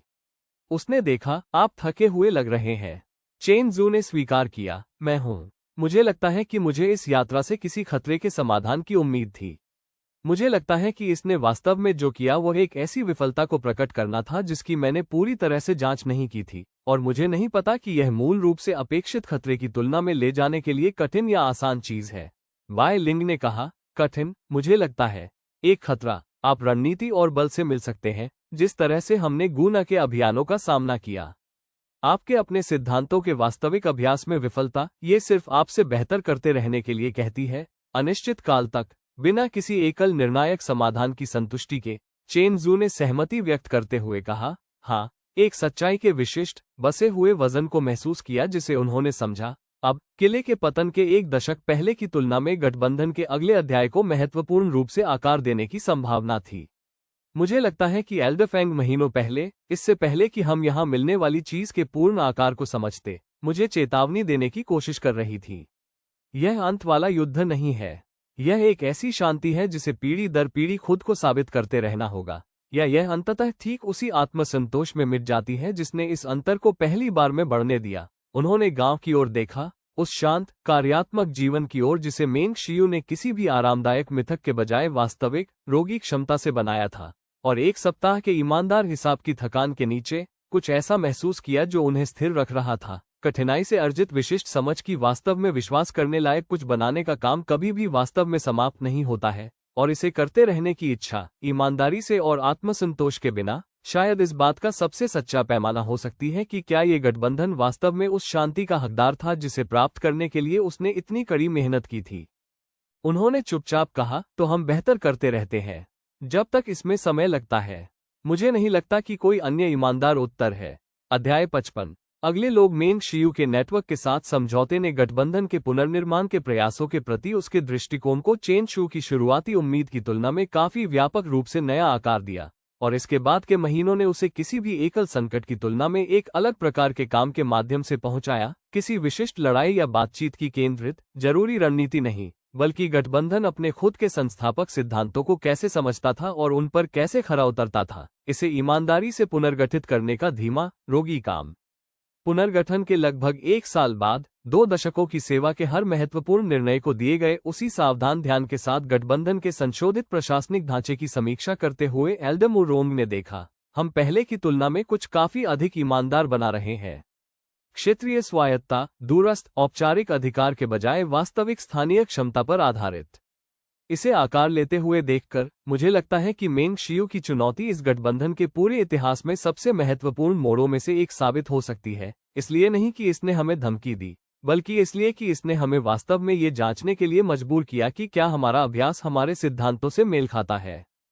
अब बड़े हो चुके चेन शू, जिनके शुरुआती 20 के दशक की सावधान चौकस तीव्रता अधिक स्थिर और अधिक रोगी चीज में बस गई थी, ने खुद को तेजी से गठबंधन के सक्रिय संकटों के केंद्र में कम समय बिताते हुए और ठीक इसी प्रकार के संरचनात्मक पीढ़ीगत काम में अधिक समय बिताते हुए पाया, बिना किसी व्यक्ति की प्रत्यक्ष भागीदारी को पछाड़ने में सक्षम संस्थानों के निर्माण का, बिना किसी चमक दमक का आवश्यक श्रम।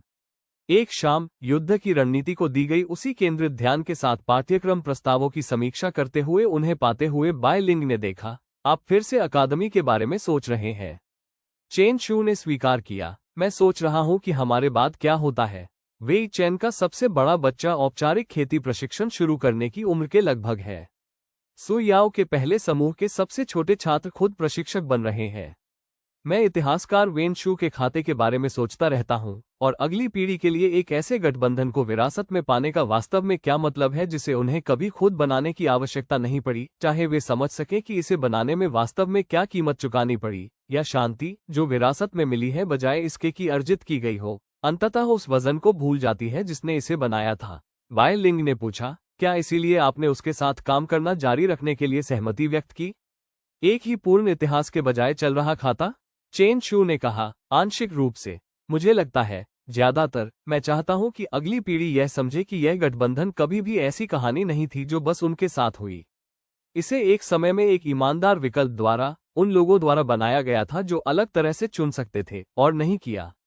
मुझे लगता है कि यह एकमात्र ऐसी चीज है जो वास्तव में इसकी रक्षा करती है, दीर्घकालिक अकेले औपचारिक संस्थान नहीं, बल्कि वास्तविक समझ ईमानदारी से नीचे सौंपी गई कि उन्होंने जो विरासत में पाया है उसे बनाने में वास्तव में क्या लगा। गठबंधन की संस्थापक पीढ़ी के अपने पहले औपचारिक संबोधन के लिए एकत्रित अकादमी के सबसे नए समूह में एकत्रित युवा शिष्यों को देखते हुए चेन शू को एक विशिष्ट अप्रत्याशित वजन के साथ प्रभावित करने वाला एक चेहरा शामिल था। वेई चेन की सबसे बड़ी बेटी, अब 16 वर्ष की, अपने सावधान चौकस आचरण में उस अनिश्चित 16 वर्षीय लड़के की एक अचूक गूंज को वहन कर रही थी जिसने कभी एक जलते हुए पहाड़ की अराजकता में लिन फैंग के कंधे को पकड़ लिया था। पिछले 2 दशकों के लगभग हर महत्वपूर्ण मोड़ के गवाह रहे उसी प्रशिक्षण यार्ड में औपचारिक संबोधन के बाद उसे अकेला पाते हुए चेन शू ने कहा, आपके पिता मुझे बताते हैं कि संस्थापक के बारे में आपके पास सवाल है। मेंग शियू मे लिन ने अपने पिता और उसकी पत्नी द्वारा अपनी पारिवारिक कहानी की शुरुआत में ही फॉलिंग रेन सेक की उपचार परंपरा और पहाड़ दोनों का सम्मान करने के लिए जानबूझकर चुने गए नाम का उपयोग करते हुए स्वीकार किया, मेरे पास बहुत सारे सवाल हैं। मेरे पिता कभी कभी आग के बारे में कहानियां सुनाते हैं, लेकिन मुझे नहीं लगता कि वह ये सब बताते हैं। मुझे नहीं लगता कि वो चाहते हैं कि मैं समझूं कि वो उस पहली रात को कितने डरे हुए थे। चेन शू ने धीरे से पुष्टि की, वो बहुत डरे हुए थे, हम सब थे। मुझे लगता है कि यह आपके लिए स्पष्ट रूप से समझना महत्वपूर्ण है, बजाय इसके कि किसी भी सावधान नर्म संस्करण के माध्यम से जो सुरक्षात्मक माता पिता कभी कभी अपने बच्चों को प्रदान करते हैं। ये गठबंधन उन लोगों द्वारा नहीं बनाया गया था जो डरे हुए नहीं थे। यह उन लोगों द्वारा बनाया गया था जिन्होंने डर के बावजूद ईमानदारी से काम किया, जो मुझे लगता है कि आपके लिए किसी भी ऐसी कहानी की तुलना में काफी अधिक उपयोगी चीज है जहां डर बस मौजूद ही नहीं है। मेंग शियू ने अपने पिता से, बिल्कुल उसकी उम्र में, एक अलग पहाड़ पर, असंभव विकल्पों के एक अलग जीवनकाल में चेन शू को याद आने वाले उसी सावधान चौकस ध्यान के साथ इस पर विचार किया। अंततः उसने कहा, इतिहासकार वेन शू का खाता, वो जो अभी भी लिखा जा रहा है। मैंने वे हिस्से पढ़े हैं जो समाप्त हो चुके हैं। मैं सोचती रहती हूँ कि क्या मुझे कभी इस तरह के विकल्प बनाने होंगे, उस प्रकार के जहां आपके निर्णय के कारण वास्तव में लोग मर गए, और आपको ये जानने के बाद भी इसे धोते रहना होगा कि यह सही था। चेन शू ने एक ऐसे प्रश्न के विशिष्ट भारित उत्तरदायित्व को महसूस किया जो आरामदायक आश्वासन के बजाय वास्तविक ईमानदारी का हकदार था। उन्होंने कहा, मुझे आशा है कि आप ऐसा नहीं करती हैं। मुझे आशा है कि इस गठबंधन की अगली पीढ़ी को कुछ ऐसा स्थिर विरासत में मिलता है कि आपके सामने आने वाले विकल्प हमारे मुकाबले कम वजन उठाते हैं। लेकिन मुझे नहीं लगता कि मैं आपको ईमानदारी से इसका वादा कर सकता हूं। मुझे लगता है कि कुछ ऐसा निर्माण करने का काम जिस पर विश्वास करने लायक हो, कभी भी वास्तव में समाप्त नहीं होता है, और मुझे लगता है किसी दिन आपको ऐसे विकल्पों का सामना करना पड़ सकता है जो आपसे ठीक उसी प्रकार के वजन की मांग करते हैं। उसने उसकी आंखों से मुलाकात की, उसे वही ईमानदार लेखा जोखा प्रदान किया जो वह अपनी उम्र में चाहता था, जो भी उसे ये तैयार कर सकता था कि वास्तव में इसके बाद क्या हुआ। मैं आपसे यह वादा कर सकता हूं, आप जिन भी विकल्पों का अंततः सामना करती हैं, आप उनका सामना उस तरह से नहीं करेगी जैसे मैंने किया था, अकेले, एक अजनबी के शरीर में, किसी ऐसे व्यक्ति के बिना जो ये समझता हो कि वास्तव में मेरे साथ क्या हो रहा था। आपके पास ऐसे लोगों का पूरा गठबंधन होगा जो पहले ही सीख चुके हैं, कठिन तरीके से, कि इस तरह के वजन को एक साथ कैसे धोया जाए। ये कुछ भी नहीं है, मेन शियू। मुझे लगता है कि यह सबसे महत्वपूर्ण चीज हो सकती है जिसे इस पीढ़ी ने वास्तव में आपकी विरासत के लिए बनाया है। उस शाम प्रशिक्षण यार्ड में बाय लिंग, सू याओ, वेई चेन, जी हान और हान झेंगई के साथ एक बार फिर एकत्रित वही 6 लोग, अब काफी बड़े, असंभव विकल्पों और कठिनाई से अर्जित विश्वास के 2 दशकों से चिन्हित, लेकिन एक ही मौलिक प्रतिबद्धता से अभी भी बंधे हुए जो उन्हें एक जीवनकाल पहले एक जलते हुए पहाड़ से दूर ले गई थी। चेन शू ने खुद को पिछले 20 वर्षों में वास्तव में जो कुछ भी बनाया है, उसके विशिष्ट, बसे हुए आश्चर्य को एक बार फिर उलट पुलट करते हुए पाया। गठबंधन के पूरे इतिहास के लगभग हर महत्वपूर्ण मोड़ को गवाह बनाने वाली जमीन पर ढलती रोशनी को देखते हुए उन्होंने कहा, मेन शियू ने आज मुझसे पूछा कि क्या उसे कभी हमारे जैसे विकल्प बनाने होंगे। मैंने उससे कहा कि मुझे उम्मीद है कि नहीं, और यह कि मैं ईमानदारी से इसका वादा नहीं कर सकता। सू याओ ने पूछा, इसके बजाय आपने उससे क्या कहा? चेन शू ने कहा, ये कि वो इसका सामना अकेले नहीं करेगी, चाहे वो कुछ भी निकले। ये कि इस गठबंधन ने कठिन तरीके से सीखा है कि इस तरह के वजन को एक साथ कैसे धोया जाए, और यह कि अगली पीढ़ी उस ज्ञान को विरासत में पाती है, भले ही वे उन कठिन पाठों की आवश्यकता न पड़ने के लिए भाग्यशाली हों जिन्होंने इसे बनाया था। वेई चेन एक लंबे पल के लिए चुप रहे, उसी ढलती रोशनी को देखते हुए। उनकी अभिव्यक्ति में एक पिता के रूप में अपने स्वयं के बच्चों ने वास्तव में क्या विरासत में पाया है, इस पर विचार करने वाले विशिष्ट, जटिल वजन को वहन किया। अंततः उन्होंने कहा, मुझे लगता है कि यही वास्तविक उत्तर है ना? यह नहीं कि हमने कुछ ऐसा बनाया जिसे फिर से कभी रक्षा करने की आवश्यकता नहीं है, बल्कि यह कि हमने ऐसे लोगों का निर्माण किया जो पीढ़ी दर पीढ़ी उसी तरह से ईमानदारी से इसकी रक्षा करने में सक्षम है जिस तरह से हमने सीखा था। 2 दशकों के संचित विकल्पों के पूर्ण, बसे हुए वजन को महसूस करते हुए चेन शू ने सहमति व्यक्त करते हुए कहा, मुझे लगता है कि यह बिल्कुल सही है। मुझे लगता है कि यह उस हर चीज का वास्तविक उत्तर है जिसे मैं समझ नहीं सका था। पहाड़ पर वह पहली रात। कोई गारटीकृत अंत वाली कहानी नहीं, बस लोग ईमानदारी से चुनते हुए पीढ़ी दर पीढ़ी ले जाने के वजन के लायक कुछ निर्माण करना जारी रखते हैं। वे अकादमी के मैदानों पर अंतिम प्रकाश के विफल होने पर एक साथ बैठे 6 लोग जिन्होंने एक साथ एक जलते हुए पहाड़ के एक बार गारंटी देने वाले अंत को अस्वीकार कर दिया था, और इसके बजाय कुछ ऐसा निर्माण किया था जो उन्हें पछाड़ने में वास्तव में सक्षम था। कोई ऐसी कहानी नहीं जिसे किसी ने लिखा हो, बल्कि एक जीवन जानबूझकर चुना गया, एक समय में एक ईमानदार पीढ़ी। अध्याय 56, वो खाता जो समाप्त नहीं होता। इतिहासकार वेन शू अपनी मूल यात्रा के लगभग 2 साल बाद एक पूर्ण पांडुलिपि के साथ अकादमी में एक अंतिम बार लौटी, जिसके बारे में उन्होंने अपनी पहले की स्थायी रूप से खुली रखने के प्रस्ताव के बावजूद जोर दिया कि कम से कम एक औपचारिक विश्राम बिंदु की आवश्यकता है, एक ऐसी जगह जहां संचित रिकॉर्ड को एकत्र किया जा सके, समीक्षा की जा सके और उस व्यापक दुनिया के लिए जारी किया जा सके जिसने 2 दशक इसके परिणामों के भीतर जीते थे, बिना कभी यह सुने कि वे कैसे प्राप्त हुए थे। इसका पूरा, ईमानदार सच। अपने वर्षों लंबे सहयोग के हर सत्र में उन्होंने जो सावधान, सटीक ध्यान दिया था, उसी के साथ समाप्त पांडुलिपि को प्रस्तुत करते हुए उन्होंने चेन शू से कहा, मैंने इसे the story never wrote, what the story never wrote कहा है। मैंने कई शीर्षकों पर विचार किया।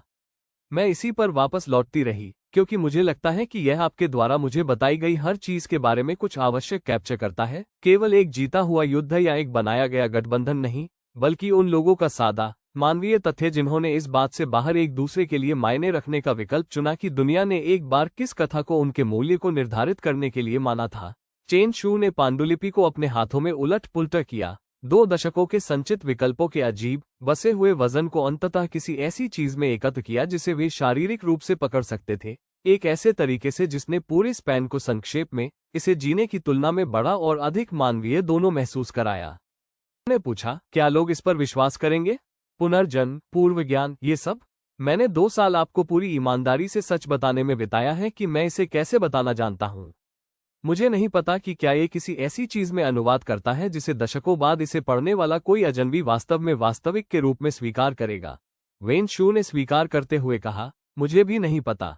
मुझे लगता है कि कुछ पाठक अधिक असाधारण दावों को अलंकरण या रूपक या बस उस प्रकार के मिथक के रूप में खारिज कर देंगे जो युद्ध के परिणाम को आकार देने के लिए पर्याप्त महत्वपूर्ण किसी भी आंकड़े के आसपास जमा हो जाता है। मुझे लगता है कि अन्य हर शब्द पर विश्वास करेंगे, ठीक उसी तरह जैसे आपने मुझे ये बताया है। उनके सहयोग को परिभाषित करने वाली विशेष पेशेवर ईमानदारी के साथ उसने उनकी आंखों से मुलाकात की। लिन फेंग, मुझे नहीं लगता कि यह वास्तव में सबसे महत्वपूर्ण प्रश्न है। मुझे लगता है कि सबसे महत्वपूर्ण प्रश्न ये है कि क्या खाता ईमानदार है, इस बात की परवाह किए बिना कि कोई भी व्यक्तिगत पाठक अंततः इसके अजीब विवरणों के बारे में क्या विश्वास करना चुनता है। मेरा मानना है कि यह है। मैंने 2 साल हर उस चीज को स्वतंत्र रूप से सत्यापित करने में बिताए हैं जिसकी मैं पुष्टि कर सकती थी, और मैंने पाया है कि आपका खाता सुसंगत, सावधान और मेरे पूरे करियर में एकत्र किए गए अधिकांश ऐतिहासिक गवाहियों की तुलना में काफी अधिक आत्मा आलोचनात्मक है। पांडुलिपि की रिलीज जब ये कुछ महीनों के बाद व्यापक गठबंधन क्षेत्रों तक पहुंची, तो उसने ठीक वैसी ही मिश्रित प्रतिक्रिया उत्पन्न की जिसकी वेन शू ने उम्मीद की थी। विद्वान और स्केप्टिक इसके अधिक असाधारण दावों की प्लॉजिबिलिटी पर बहस कर रहे थे, जबकि गठबंधन के क्षेत्रों के साधारण लोग अधिक लगातार खाते के सादे, अधिक मानवीय मूल की ओर आकर्षित महसूस कर रहे थे।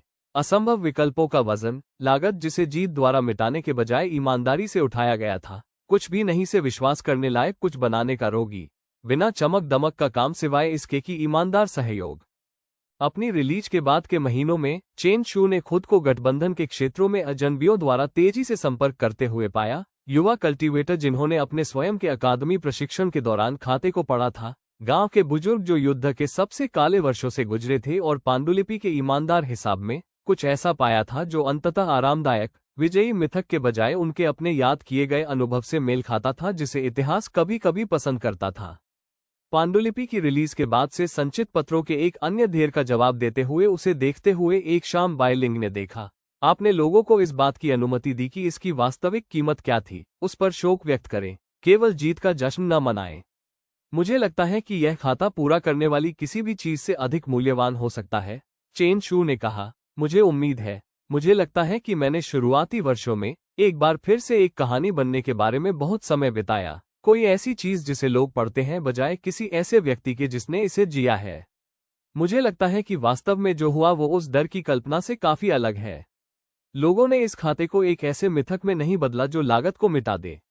उन्होंने इसमें अपनी खुद की लागतों के बारे में ईमानदार होने की अनुमति पाई, जिन्हें इस गठबंधन के बड़े इतिहास में कभी भी पूरी तरह से स्वीकार करने की गुंजाइश नहीं थी। उन्होंने पत्रों को नीचे रखा, एक ऐसे विकल्प की विशेष बसे हुए संतुष्टि को महसूस किया जिसने अंततः इसे बनाने के अनिश्चित जोखिम को उचित ठहराया था।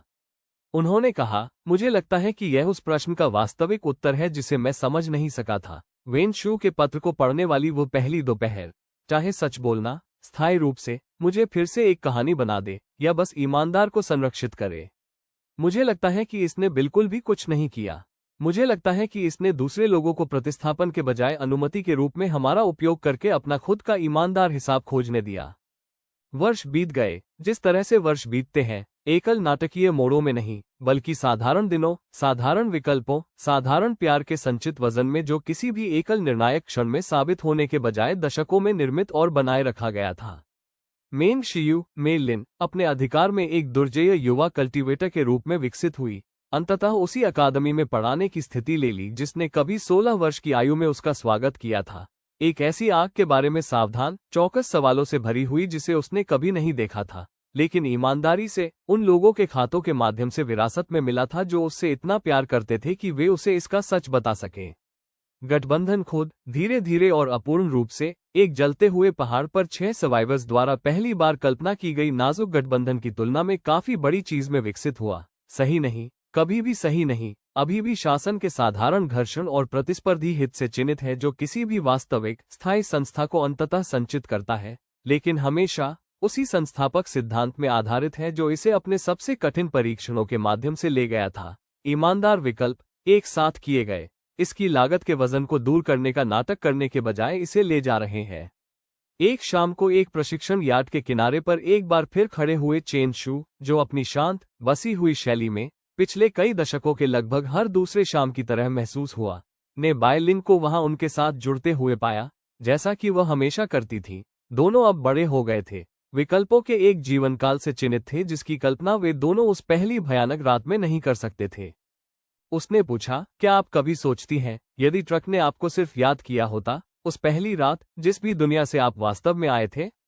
यदि आपने इसके बजाय वहां एक साधारण जीवन जिया होता, तो लिन फैंग के शरीर में बिल्कुल भी जागने के बजाय एक ऐसे आदमी की विशेष बसी हुई शांति के साथ चेन शू ने प्रश्न पर विचार किया जिसने अंततः और पूरी तरह से किसी भी जीवन के बजाय उस जीवन में अपना घर बना लिया था जिसे उसने वास्तव में बनाया था, जिसे एक अलग विकल्प ने इसके बजाय पेश किया हो सकता था। उन्होंने स्वीकार करते हुए कहा, मैं शुरुआती वर्षों में ऐसा सोचता था, अब नहीं सोचता। मुझे लगता है कि मैंने इसके बारे में सोचना बंद कर दिया। रास्ते में कहीं एक बार जब मैं समझ गया कि मैंने यहाँ जो जीवन वास्तव में बनाया है वो किसी भी आरामदायक विकल्प की तुलना में मेरे लिए काफी अधिक मायने रखता है जो मेरे पास इसके बजाय हो सकता था। उन्होंने उसे देखा, उस स्थिर अटूट उपस्थिति पर जिसने पहली ही रात से हर असंभव विकल्प के माध्यम से उनका नेतृत्व किया था, और 2 दशकों ने वास्तव में जो कुछ भी बनाया था उसके पूर्ण बसे हुए वजन को महसूस किया। मुझे एक ऐसी कहानी मिली जिसे किसी ने मेरे लिए नहीं लिखा था। मुझे इसके हर टुकड़े को खुद चुनने का मौका मिला, उन लोगों के साथ जिन्होंने इसे मेरे साथ चुना। मुझे नहीं लगता कि एक साधारण उल्लेखनीय जीवन का कोई भी संस्करण हो सकता है जो मुझे इसकी पेशकश कर सके। मुझे खुशी है, जितना मुझे लगता है कि मैं कभी पूरी तरह से कह सकता हूं कि मुझे इसके बजाय यह मिला। वे प्रशिक्षण यार्ड के किनारे पर एक साथ खड़े रहे, उसी अंधेरे क्षितिज को देखते हुए जिसने एक ऐसी कहानी के लगभग हर महत्वपूर्ण मोड़ को देखा था जो अंततः कभी भी वास्तव में समाप्त नहीं हुई थी, बस जारी रही, एक समय में एक ईमानदार विकल्प किसी ऐसी चीज में जो वास्तव में स्थायी रूप से उनकी अपनी थी। तो दोस्तों, अगर ये दास्तान आपको पसंद आए हो तो आरके स्टोरी ऑफ ड्रीम को लाइक करें, सब्सक्राइब करें और घंटी वाला बटन यानी बेल आइकॉन दबाना बिल्कुल न भूलें।